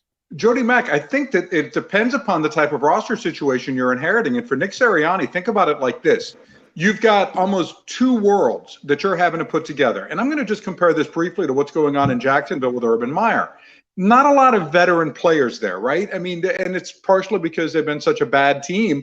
But you think about it, you got Miles Jack, you got a few offensive linemen and, guys like this. But it's not like you have a whole bunch of veteran players. With the Eagles, you have players like Fletcher Cox, Jason Kelsey, as we all know, guys who have been very good players, but are sort of nearing the end and may not be part of the Eagles by the time the team gets good. On the flip side, you have a youth infusion through this draft, and you're going to have one again in 2022. So how does Nick Sirianni continue to engage with older players who know that they may not be here in a year from now as this team continues to try to find its way through the salary cap, while also keeping them on board while developing younger players? It's a challenge for Sirianni. So are some of the restrictions that are going on this offseason, players deciding we don't want to necessarily participate in off-season workouts and finding compromise with veterans. And I believe the Eagles, in fact, have done that. They're not going to hold, from what I understand, a regular mandatory minicamp. Teams like this need to hold minicamps. They need to be together as much as possible. So, again, just another obstacle for Nick Sirianni. We'll see if he's up for the challenge as far as this goes. But I think the good part, and it's a sad, sobering statement, I think, for Eagles fans, the bar is set really low for your team. Nationally, yeah. Nationally, that's how we perceive you guys. The sad part is this team with the 32nd best schedule on paper, it is the easiest schedule on paper in the NFL, could really make some hay if they can get their act together. But I just look at this talent, I look at this depth, and I just say, good luck, Nick. Now, you mentioned those restrictions, Alex. That's interesting because it's such a fluid situation. It seems like, the league and the union, obviously veteran players, they don't want off-season work. They want to show up for training camp, essentially, and you have this wrangling coaching staffs. Let's be honest, they try to take advantage of it and do as much as possible when they have the players in the facility. You mentioned the Eagles. A number of teams have canceled mandatory minicamp. League doesn't seem to want to put a period on that and saying, okay, this is no more. But do you see it heading down that road? Have we seen the last of the mandatory minicamp? This is a great question, because I don't want to say that NFL teams have gone rogue, but I just want to say globally, let's not forget what the NFL is. It's a trade association, okay? Yeah. Roger Goodell has to try to herd 32 different cats, okay? Each cat has a different flavor to it, right? So when you see teams, and starting with the Indianapolis Colts, and they were really the first one that I knew of where their players went to Frank Reich and Chris Ballard, union leadership, their center Ryan Kelly saying, hey, we don't want to do this. Well, they ended up bending and saying, okay, we're going to just have 2 weeks of OTAs and then that's it. And we're good. And we're going to cancel the mandatory minicamp. Other teams are doing the same thing. So we have half the league doing one thing and half the league doing another. Look, and listen, John, you've been doing this for a long time. You too, Jody Mack. You remember what the offseason was like for players, maybe before the 2011 CBA. Coaches would grind these guys into the ground. It wasn't just the physical work, but you were so tired of hearing your assistant coach try to work with you every single second that you were inside team headquarters that you had a major case of burnout. Everyone was burnt out. And it also, you were frowned upon if you tried to pursue a college degree or tried to pursue a business venture and prepare for life after football, and these were some of the safeguards that were put in by the Players Association restricting off-season workouts so the players could have a life. Now you've added a 17th game. So should there be a look at off-season programs? Absolutely. But here's part of the problem. The veteran players, this is fine for them. They already know what's going on in the league. They don't need all that learning. What about the young players? What about them? For example, if you cut your off-season program short in Green Bay, how are you benefiting Jordan Love? How are you benefiting some of the young players who actually need time to work with coaches? And let's not forget, too, the coaches need time to work with these younger players, because if they're consumed with the veterans, how do you develop younger players? I think it's a conversation that the NFL and NFLPA need to continue to have, this dialogue this summer and then after the 2021 season, to see if there can be a tweak to the collective bargaining agreement. But the one thing is, and guys, you know this too, the NFL isn't going to give anything to the union unless the union gives a concession to the NFL. So what's going to be this give and take, because that's how this relationship is. Looked like they could all get along during the pandemic, and now you start to see that begin to crack again with this offseason situation. Give and take aside, even though you are exactly right, everything is give and take these days in the NFL between the teams and the union. Just personal perspective, and if I'm wrong, please tell me so. I truly enjoyed covering teams that went away for preseason. The Eagles were a Lehigh team. They go up at the Lehigh University. The Cowboys pick it up and go halfway across the country. And I always bought into, because I talked to so many players and coaches doing shows from there and interviews, the camaraderie of being together, that they were living in dorms or whatever else. They didn't want to do it for too long, but it actually brought something to the table, that they came together as a unit when they did it. Most players would say that. I don't know if they're telling the truth or not, or they were just giving a company line, but they did say that to me. That has now gone by the board. So few teams get away. Everybody does their own work from their own facilities in the preseason. Is that something the NFL is missing out in your opinion? I think so, but I think, there's a couple of things in consideration here why it's happened. And roughly 2/3 of the NFL stay at home now. We have between 10 and 12 teams that continue to go on the road. And like you talk about, one of the benefits, Jody Mack, is, for example, I talked with Alex Smith about this in Kansas City in the year before he was traded to Washington. This is how he got to know Patrick Mahomes. They spent time together away. Alex has a family at home. Patrick was young. He wasn't married yet. But Alex wasn't going to hang out at team headquarters. He wasn't going to do things socially with the players because of his family situation. Well, if you're away from home and you don't have to worry about your family, you're going to have time to spend with your teammates and do those sorts of things. And I think it does promote camaraderie. On the flip side, from a team standpoint, there's a couple things that I can see. Number one, there's no place like home when it comes to classrooms, when it comes to medical, when it comes to fields, all these things. A lot of places you want to go someplace, but if you have subpar things, or subpar living accommodations, if you're in a college dorm, for this generation of people, it's not cool, if you know what I mean. I cover the Cincinnati Bengals when you had to rent an air conditioner. Literally, at Wilmington College in Wilmington, you had to pay to rent an air conditioner if you wanted AC in the middle of summer in Wilmington, Ohio. So I think there's something to be said for that. And having that normalcy. But I also think, too, that you balance that with the ability to create those team bonds. I mean, talk to some of the 49ers players. How did they come together, under, Jim Harbaugh? And I think, John, you were covering the Eagles then. If you remember, I believe the 49ers stayed in Youngstown before a game back in, I think it was 2011, if I'm not mistaken, the year that the 49ers made it to the NFC title game. And all of a sudden, this was a different team that came out of the gates, after they spent that time in Youngstown together. So, again, I think there's that bonding and bringing people together from all different walks of life. But maybe now we'll just have, at some point, guys, maybe it'll just all be Zoom training camps, and you can just go do everything on your own. And we'll just meet virtually. What's interesting, Alex, J.C. Treader, as you know, has made the argument, used the pandemic and said, you know what? Everything was fine. And the quality of play, if anything, improved from his perspective.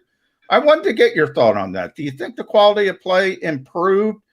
To me, it's common sense. Look, you kind of laid out the whole process and the problems on both sides. There's good and there's bad. But to me, the common sense is the more reps, the more preparation, the better the product is. I don't think the aesthetics of the product are as good as they once were. If you go back to a previous generation, am I just an old school guy? Am I off base? Is the product better today? The athletes are better. It's a different product. I mean, when you have the ability to keep your roster together year after year, then it's a lot different, right? Yeah. I mean, you're able to have that continuity. And I think, too, as a fan, the players are year after year. But, of course, the players were locked into one team and no free agency. And that was a difficult thing. I mean, I think, too, when you look back at last season, I thought the football was a lot of fun. I thought the games were competitive. But let's not forget, too, when you have officials who aren't going to throw flags and you're allowed to, hold as much as you want, it seemed, during games, you're going to put up a lot of points. It was going to be extremely exciting.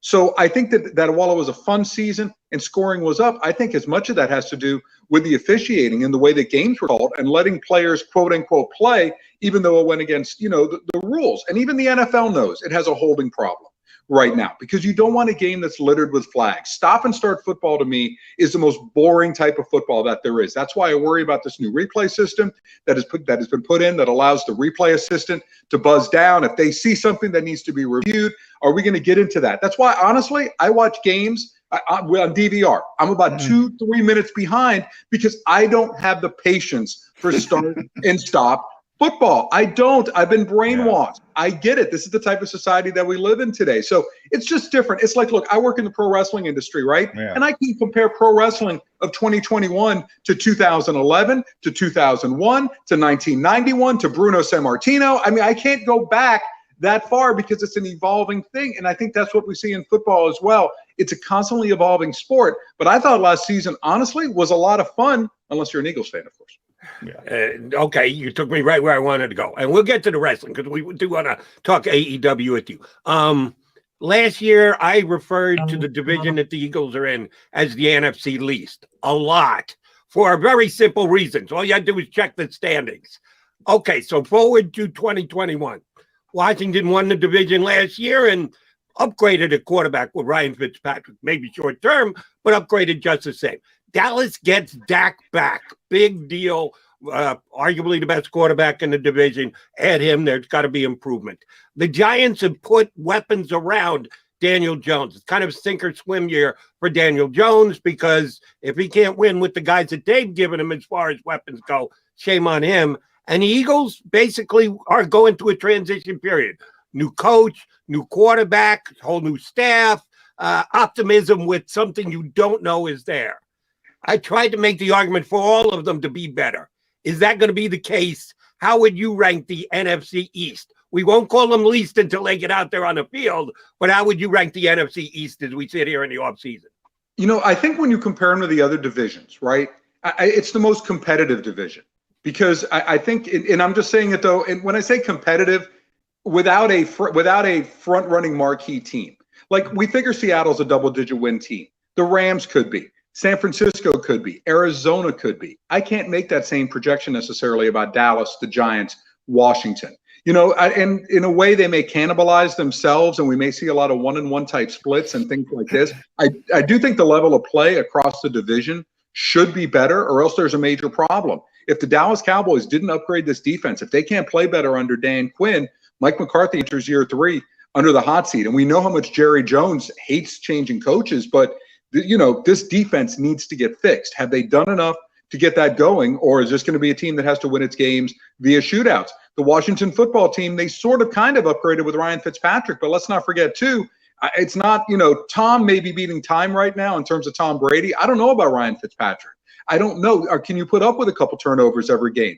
The defense should be really good, but are they doing enough in the running game? Are they ready to take that step as a team? I think that they, as of right now, right up near the top, and the Giants are a team that we're expecting to take this next step, but so much depends on Daniel Jones. We're going to find out this year. The Giants will know by the end of 2021 whether they truly have a franchise quarterback or not. There's no excuse now. I think the offensive line is good enough. Is it great? No, but it's good enough, and I think it has room for improvement because there are some young players on that team that are going to get better. The return of Saquon Barkley, to me, I'm fascinated by this. Does he become Zeke Elliott? And when I say that, Jason Garrett used Zeke Elliott like a workhorse running back. Mike McCarthy comes in. You're paying Zeke Elliott all this money. He's no longer a workhorse running back. It's a pass-first type of offense that Kellen Moore is running. Is Saquon going to become that guy that helps the Giants break through? I think he's the most intriguing player, if not in this division, if not in this conference, maybe even in the NFL, quite honestly, because he could have a boom year, knowing what Jason Garrett likes to do, running the football with him and funneling everything through Saquon. I think some people might be sleeping on just how important a player he is, but I think their defense is solid. They obviously made some big additions in the secondary. Leonard Williams is re-signed. So I think it's really a toss-up between the Giants and Washington. I'm not going to get fooled again by the Cowboys, and I think Philadelphia can sneak up and beat a couple people. But again, I think they're probably bringing up the rear of this division. Yeah, and Alex, I think people kind of forget how dominant Barkley could be catching the ball as well. So you have that aspect of it in the equation as well. I do want to get the national perspective on Jalen Hurts because, the Deshaun Watson stuff in Philadelphia doesn't stop, whether it's Peter King, it's Jason LaCanfora, Diana Rossini was the latest. There's just constant whisper about Deshaun, and not only Deshaun Watson, it might be Russell Wilson, who's been the white whale of this organization since Andy Reid wanted to draft him here. Or, they have all the draft picks possible in 2022 to go up and get, whether it's who's ever going to be at the top of the draft, Spencer Rattler, Sam Howell, etc. Can Jalen Hurts seize this mantle, or is this just a stasis? We'll go 1 year and then we'll go get our quarterback for the photo. Yeah, is he Gardner Minshew? Is what you're asking? Because when you think about the situation, it's so similar. I mean, although, Philadelphia has some more established talent than Jacksonville did, but basically Gardner Minshew was like, okay, it's a 1 year sink or swim for you, Gardner, but you're going to have to elevate the team. And I feel that's sort of how it is with Jalen Hurts, right? He's going to have to elevate this team. You have quarterbacks who elevate. Everyone talks about, Aaron Rodgers, they never draft first-round wide receivers. Charlie Weiss shared something with me that I thought was a really great piece of advice. Aaron, the reason we pay you so much money is to elevate the people around you. And by the way, he has over the years. Yeah, and he's made good receivers look great. Can Jalen Hurts do this? Because as much as we talk about the, quote, upgraded Eagles wide receivers, this is all projection stuff. No one's really done anything there, right? I mean, we're hoping that Devontae Smith helps. We're hoping that Jalen Reagor contributes. I mean, we're hoping Travis Fulgham, can build on some good things he did last year. But who are we really looking at here that's an established guy? Greg Ward? I mean, where's Zach Ertz? Is he going to be on this team when the season begins? I don't know. I mean, so it's a tough spot for Jalen Hurts. So it's really remains to be seen. But John, and you can speak to this too. I know teams can do funny things on the salary cap, but because of what you did with Carson Wentz and all this dead money, are you even in position to be able to get a veteran quarterback moving ahead? Because you have so many other financial issues that have gone on because you thought Carson Wentz was the answer. Does it put you in a position where you have to take a rookie quarterback, build around this quarterback, hope that you win in time by the time their rookie contract is up, go down that road again? Is that going to be the best thing for this team? Because their best players are getting older, their drafts have been poor the past couple years, and they're going to have to dip into free agency to really address that, or hope that young players develop quickly. So, I mean, we could talk about getting one of those players, but I just think it's a little tough on the veteran route. unless, you know, Houston really wants to get rid of Deshaun Watson. And then you have a bunch of questions about Deshaun Watson as well. Is he going to be looking for a new contract? You know, does he have issues off the field that are going to continue to resurface if indeed they do exist? You know, how's your fan base going to respond to this? How's he going to respond coming back? I mean, it's not, there's no easy answer. I think the safest thing for the Eagles, as goofy as it is, may be drafting a quarterback, even though I would normally tell you go with a finished product rather than a rookie. As far as salary cap purposes, this year, very difficult. Next year, not a problem at all, because Carson Wentz's dead cap hit will be off the boards by then. They could fit in anybody they want. Aaron Rodgers, Wilson, Watson, doesn't matter what their contract status is. They could handle that. In season, you make a very good point, Alex. Not going to be easy. All right. Want to jump over to AEW. Don't know. Real quick, Jody, it'll go up to $203 million as well. Eagles will get some relief. But again, you know, the rest of the roster here is sort of getting old, and there's so many other things to address. It's great to have the quarterback. To me, the big question is, what are you going to have surrounding that quarterback if you are indeed spending $40 million a year on that player? But please continue. We wanted to get over to AEW. Just before you hopped on, John said, Alex Marvez has my dream job. Let me echo those sentiments as well. Do what you do every day with what you like. And oh, by the way, on the side, you get to be involved with professional wrestling. Both John and I are pretty jealous. Give us the broad brush stroke. How did you get this gig? Well, in 1989, I started writing a pro wrestling column at the Miami Herald coming out of college, wrote that column up through 2012. And along the way, there was a young man named Tony Khan who would read my column growing up. Little did I come to know that his family would buy the Jacksonville Jaguars, and Tony Khan and I would become very good friends about 8 years ago. He knew about my background in wrestling. I'm not a WWE person. I don't like the McMahon family for a lot of different reasons. I don't like the product. So I lost, you know, I was one of those lapsed fans, and there's a lot of us out there. I stopped writing the column because I just didn't, my heart wasn't in it. Tony dragged me back in. When we were on the road covering NFL events, be up in our hotel rooms watching wrestling and doing things like that, told me, hey, I'm going to start a wrestling company. I'd like for you to be involved. I'm like, okay, sure, no problem.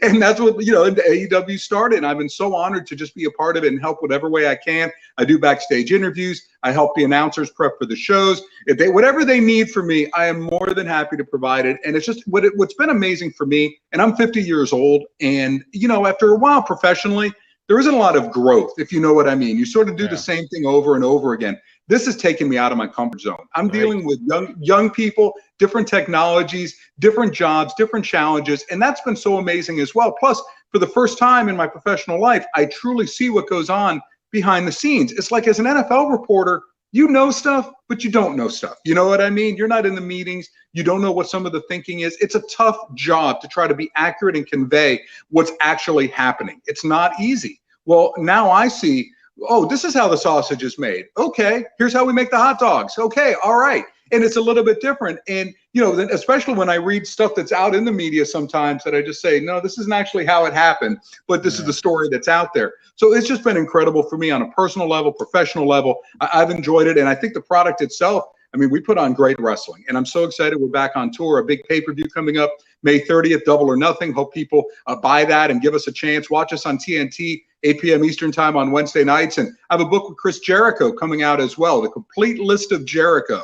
I basically wrote down 2,722 career matches of Chris Jericho that he participated in. Put them all in a database. We got a book, a 400-page book coming out June 23rd, Jericho30.com for more details. Brother, it's you'll never see pro wrestling or Chris Jericho the same after you read this book.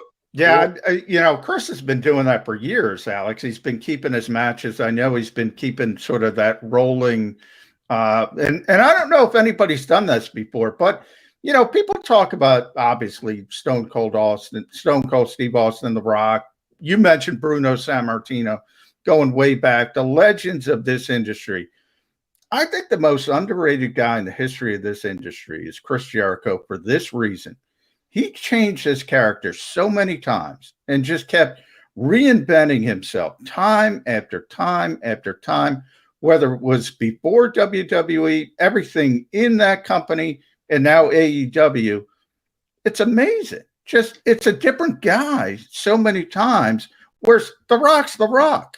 Right. But Jericho's this different, it is One of the most underrated things in the history of pro wrestling, I think he belongs in the conversation of greatest of all time for that reason. I think that's such a compliment, and I think it's accurate as well because, we're not going to have another Chris Jericho. I don't think, and maybe modern wrestling will change and you'll get working relationships again, but you think about it, began wrestling in Canada, wrestled in Mexico, wrestled in Japan, wrestled in Europe. Then he began wrestling in the U.S. I mean, so he comes from all different ways. And, he also knows I've got to stay fresh. I can't just be a certain Chris Jericho. He wants to, and he likes new challenges. He likes taking on new things. So I think the fact that he's continued to become someone different and continues to evolve. Look, there's some of the same tricks that quote unquote that he uses, same mechanisms. He just, repackages them in a different way. And I saw that through different patterns of writing this book. When you look at a list of 2,722 matches and you see the culmination of feuds, different types of matches, different things like that. But he's brilliant. I mean, he is just one of the most driven people as well. I mean, in terms of success, the guy fronts a rock band, Fozzy. He does a weekly podcast. He's an actor. He does commercials. He's everywhere. Plus, he has a family, and he's got 4 kids, I believe. So it's like how he keeps all this going is just, it's 24-hour. He's Chris Jericho 24/7. Yes, he's Chris Irvin sometimes, the son of a famous hockey player and a human being. But let's not forget, too, I mean, he is in the Chris Jericho business, and I don't think there's anyone better. Specific Jericho AEW.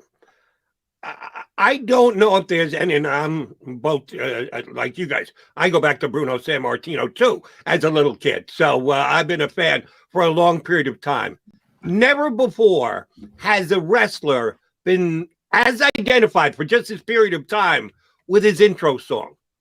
Judas fits him so well, and that was even before they got into the current beef that they're in now, and the fact that his buddy Max turned on him. Just the fact that the fans bought into this song, and that you can turn down the music and they'll sing it for like 6 or 8 verses. Usually you can go a line or two. They go 6 or 8 verses. It has been such a perfect fit, and he plays it off so well in the ring.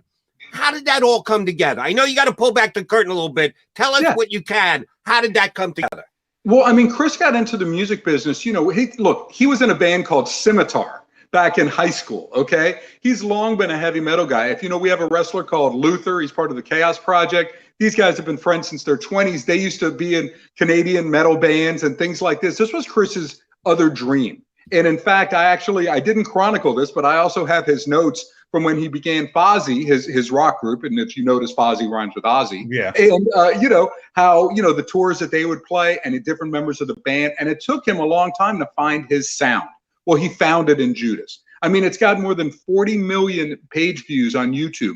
I think the first thing about it is it's a great song. I think that's the first thing. The lyrics are great. I think the music is great. And it's a sing-alongable song. But, he decided to use it as his entrance music. I don't know, though, if he thought that it would become sing-along with Chris Jericho. It got elevated to another level back in February of 2020, before the pandemic, when he had a choir that ended up singing it during his entrance at Revolution. And you've just had, it's something that he's become identifiable with. But you think about some of his entrances, Break the Walls Down, the Y2J countdown, different things that he's provided through the years as far as that.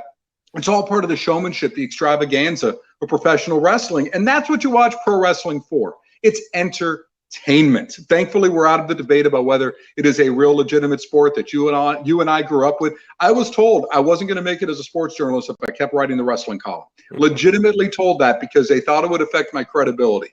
Times have changed. People see wrestling for what it is. And Chris Jericho, more than a wrestler, really an entertainer. Yeah. Alex, thrilled to have you.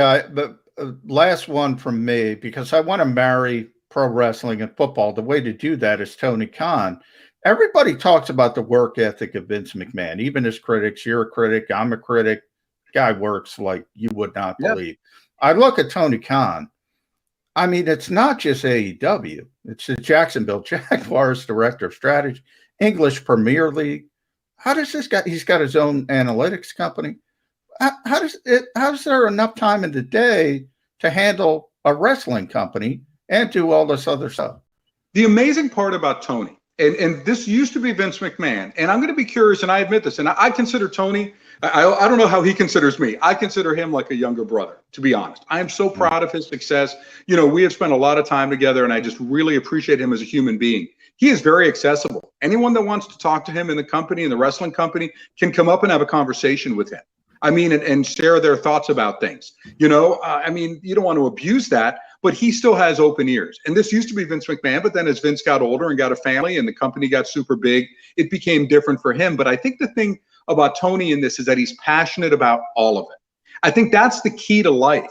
If you're passionate about something, it chews up your spare time. It chews up your hobby time. And he's chasing greatness. I think that Tony Khan was put on this earth, quite honestly, to be someone in charge of a professional wrestling company. He used to write his own scripts when he was a kid. He was part of AOL chat rooms, you know, when he was younger. When he was 13 years old, Tony, you know, his father dangled a carrot. His mom and dad said, you can do whatever you want if provided you get good grades. He hit the grades, and his dad took him to ECW Arena in Philadelphia to see a show when he was 13 years old. I mean, and of course, Chris Jericho was wrestling that night, and it all comes full circle. I just think that he's just such a driven individual to be great. And he tries to hire the right people too. He knows how to delegate. I mean, and he's kept his humanity through it all. That's a neat thing about it. And that's why I'm so happy to see the wrestling success. Hopefully for him now, the Jaguars have some success. Fulham has some success. And he's able to become a guy who's running 3 successful franchises in the win-loss column, so to speak. AEW is already there. Real quick, Alex, as one follow-up is, does he get criticism, though? You know how difficult NFL fans are. EPL fans might be worse. Does he get criticism and saying, you need to be involved with this and forget about the other stuff? You know, it's weird. I found out that there's criticism on social media. I've heard it. I wasn't really familiar, but lately I've sort of been alerted to this, and it's been a very interesting thing. Look, he's aware of it. He's aware. Look, how he deals with it in Jacksonville all the time. Yeah. You're moving the team to London. You're moving the team. You know, I mean, all this stuff that they deal with. The same time this morning, his family donated $1 million to help renovate a neighborhood in Jacksonville. And you can say, oh, well, they're rich. They can do that. You know what? Some team owners, they don't do that. Right. They don't care about that sort of thing. He is really trying to transform the city of Jacksonville with his family and leave a legacy there in that regard as well. He doesn't look, the most successful people, you can handle criticism a bunch of ways. You could ignore it, or you could use it to fuel you. And he probably does a little bit of both with that, to be quite honest with you. You just can't let it consume you. You can't let someone's anonymous opinion or a media critic's opinion shape how you feel about yourself, the job that you're doing. If you do that, you're not putting yourself in the best position to succeed. And I think he's aware of it. And the other thing is, remember too, coming from the family that he did, they're used to being in the spotlight. They're used to being, you know, his dad employs thousands of people. Think about the pressure of that. Your decisions affect thousands of people's livelihoods every day. Tony has seen how his dad Shad operates, and I think has really tried to use the best lessons from that, you know, toward, you know, advancing himself in his own career and modeling himself after a big guy like that. Again, Alex, we can't say thank you enough. Both John and I, when I was able to reach out and get you okay coming on the show, we both got excited because we're football fans and wrestling fans, and you have the best gig on the planet. Give us one more time when the details are on the Jericho book, how best to get it if you are a wrestling fan, AEW fan. Jericho30.com. It is that simple. It is going to be officially released on June 23rd, 400 pages chronicling 2,722 of Chris Jericho's matches. There's a comprehensive list, but also things about Chris Jericho that you never knew before. We cover everything comprehensively. We have guest editorials from some of the people he has dealt with along the way. We rank his best matches. We rank his worst matches. We rank his best gimmicks. We rank his worst gimmicks. We rank his best memorabilia. We have everything involved. Anything Chris Jericho related is in this, but you could even be a peripheral Chris Jericho fan, and I still think really enjoy the book because you're going to learn, you're going to get inside the mind of someone who made themselves into one of wrestling's top stars. And John, like you say, really one of the greatest of all time. So Jericho30.com, and don't forget AEW Dynamite every Wednesday night, 8 o'clock. Going to TBS too. Yeah, we're moving to TBS in January of next year. We're going to be adding a show starting August 13th. On TNT called Rampage. That'll be at 10 o'clock Eastern time. We have our YouTube properties and our pay-per-view Double or Nothing coming up May 30th. That's going to be awesome. And live touring resumes July 7th. So we'll be live and hopefully coming to Philadelphia sooner rather than later. I think it's Yeah, October. you know you've got a Of good course, wrestling. Yeah. You know you got a good wrestling town here in Philadelphia, so we'll be waiting for you guys to show up here. Do me a favor, tell my guy Taz I send my regards. I'm wearing, by the way, right now, just so you know, I've got my Taz shorts, and I don't know if I can get this on here, but I do have them on. So you get from him, my FTW shorts. So I've got that. I will tell him just that. I'm actually in the announcing room with him for quite a few hours every time we have a show. And don't worry, he is as salty as ever. That's not surprising. Please tell Taz Jody Mack sends his regards. We send our regards. Thank you for coming on with us, Alex. We'll certainly do this again down the road. Thanks, Alex. So appreciate you guys. Thank you. Alex Marvez, forever a columnist for several different newspapers, now hosting on SiriusXM's NFL channel, but AEW announced team contributor week in and week out. And yes, John and I are jealous because we're big wrestling fans and appreciate the job that he does and the gig that he's got. All right, we're doing the best with our gig, and we're going to come back and put a bow on the show. Last couple of minutes of this edition of Birds 365. If you missed any of today's show on the JAKIB Media channel, listen to the podcast on your way home. Available on YouTube, Apple, and Spotify. The savoring taste of a good bag of beef jerky is so enjoyable at any time of the day, as long as you can find it. Here's what we suggest. Pure Bull Beef Jerky is our answer, and soon it will be yours. Locally produced in the Philadelphia region, this high-quality, healthy protein snack is easy to secure. Go to steersnacks.com, and you'll see hot garlic, tropical heat, Pure Bull dry rub, and our favorite, Huck and Fod. What's that? Huck and Fod. Go now to steersnacks.com. Welcome to the Wildwoods, the perfect place where you can safely do everything or nothing at all. Catch a wave, take a nap, go for a drive, grab a bite. It's your vacation, and we're doing everything we can to make it a safe one. The Wildwoods. Your vacation, your way.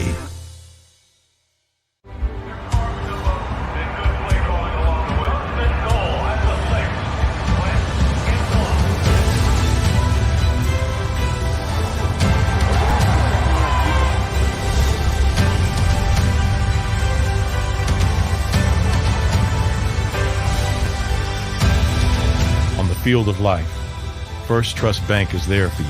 Champions on three. 1, 2, 3. Because Philadelphia dreams deserve a Philadelphia bank.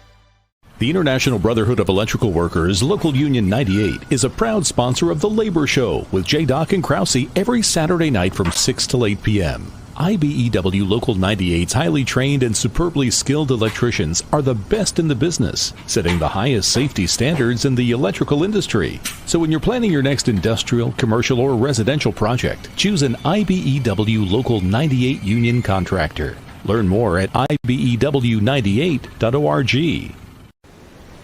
In the Wildwoods, our free beaches are spacious and welcoming with plenty of room to spread out. Your seat will be waiting for you when you're ready to visit. The Wildwoods, creating cherished family memories for generations.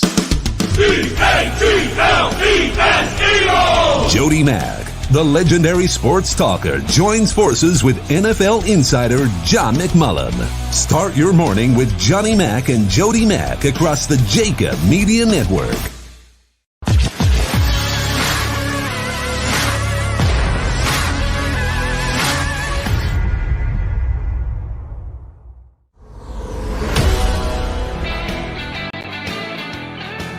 Come down the home stretch on a Friday edition, episode 35 of Mac and Mac.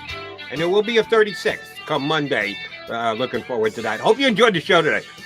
Again, for you non-wrestling fans out there, you Birds fans who are dialed in to talk Eagles football on a day in, day out basis, I think we got a good portion of that out of Alex Marvez when he hopped on board with us. Yeah. But sorry, John and I are wrestling fans, and we wanted to get some wrestling in with Marvez when we had him, and he was great talking about Jericho, and he's right. And it's not just because he's got an upcoming book. John and I are both Jericho fans. He has reinvented himself as many times over his career as he has. And again, every single time, I'm just telling you, as from a wrestling fan perspective, I can never tune out when the Jericho song starts. As soon as it starts, I start humming along with it while I'm sitting on my couch watching the TV. That's how good it is played for those guys. And Marvez was great for us. So we want to thank him and Les Bowen, who was with us in hour number 1. John, we've got a weekend coming up. Are you actually going to get out and about, enjoy yourself? Or are you going to be in front of your computer doing Eagle stuff all weekend? That's a good question, Jody. I haven't even thought about it. I'm trying to get through a show. Les did a phenomenal job. Alex Marvez was great. I think you and I both, people have to accept it. Occasionally, we're going to go on that tangent, but we give you plenty of Eagles knowledge. I got a lot of work to do, Jody. So I imagine I'm going to be out there grilling. That's okay, about all. Little grilling, and the pooch will be barking at whoever comes by. Oh yeah. She's going to protect me. Don't let her kill anybody, though. We got to worry about Les Bowen's dog. I don't want to worry about your dog killing anybody while they're at it.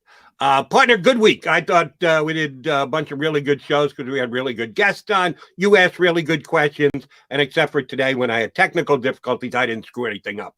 So I think we got another good week under our belt. We'll come back and do it again next week. Appreciate it. Have fun grilling, my friend. You, Jody, what are you doing this weekend? Give me that. Of course, I'm working. I work weekends. I'll be on CBS Sports Radio. You can find me there both Saturday. Probably going to have Marvez on after that. You're probably going to continue. Oh, I'll get Marvez on at some point. Won't be this weekend, but you know what I'm going to try and get on this weekend? And again, haven't locked them in yet, but maybe something that I bring back as far as knowledge goes. I will try and get an NFL guy on. I've got a guy from the Pac-12 network that I use. Yogi Roth, former. Yogi. You don't know Yogi? I don't know. Coached under Pete Carroll in USC. He was a Pittsburgh quarterback, assistant coach on USC staff, has become an announcer, but has been tied to the hip with Trent Dilfer in the top flight quarterback prep camp. Oh, wow. Yeah, that's good. Maybe get him for Birds 365 as well down the road. He is a bit of a quarterback whisperer. He was the guy who told me 3 years ago now, that everyone was pointing over Trevor Lawrence. He said Justin Fields is just as good. Oh. That Lawrence is great, and don't kid me, he's going to be phenomenal. So is Justin Fields. We didn't even get in the Trevor Lawrence and Tim Tebow with Marvez. I'm kicking myself. Oh, yeah, we didn't do Tebow because we had to do as much wrestling as we did. Time is time. But Yogi is my quarterback whisperer, and now, because I remember when I had him on before the draft, I try and get as much information and prediction and projection out of him. He goes, Jody, we don't know what team they're on yet. Tell me what system they have. Tell me who's coaching them. All the time. Tell me who their wide receivers are before you hold my feet to the fire and say, how great is this guy going to be? Well, now we know where all the quarterbacks landed. So I'm going to try. Yeah, now Ken.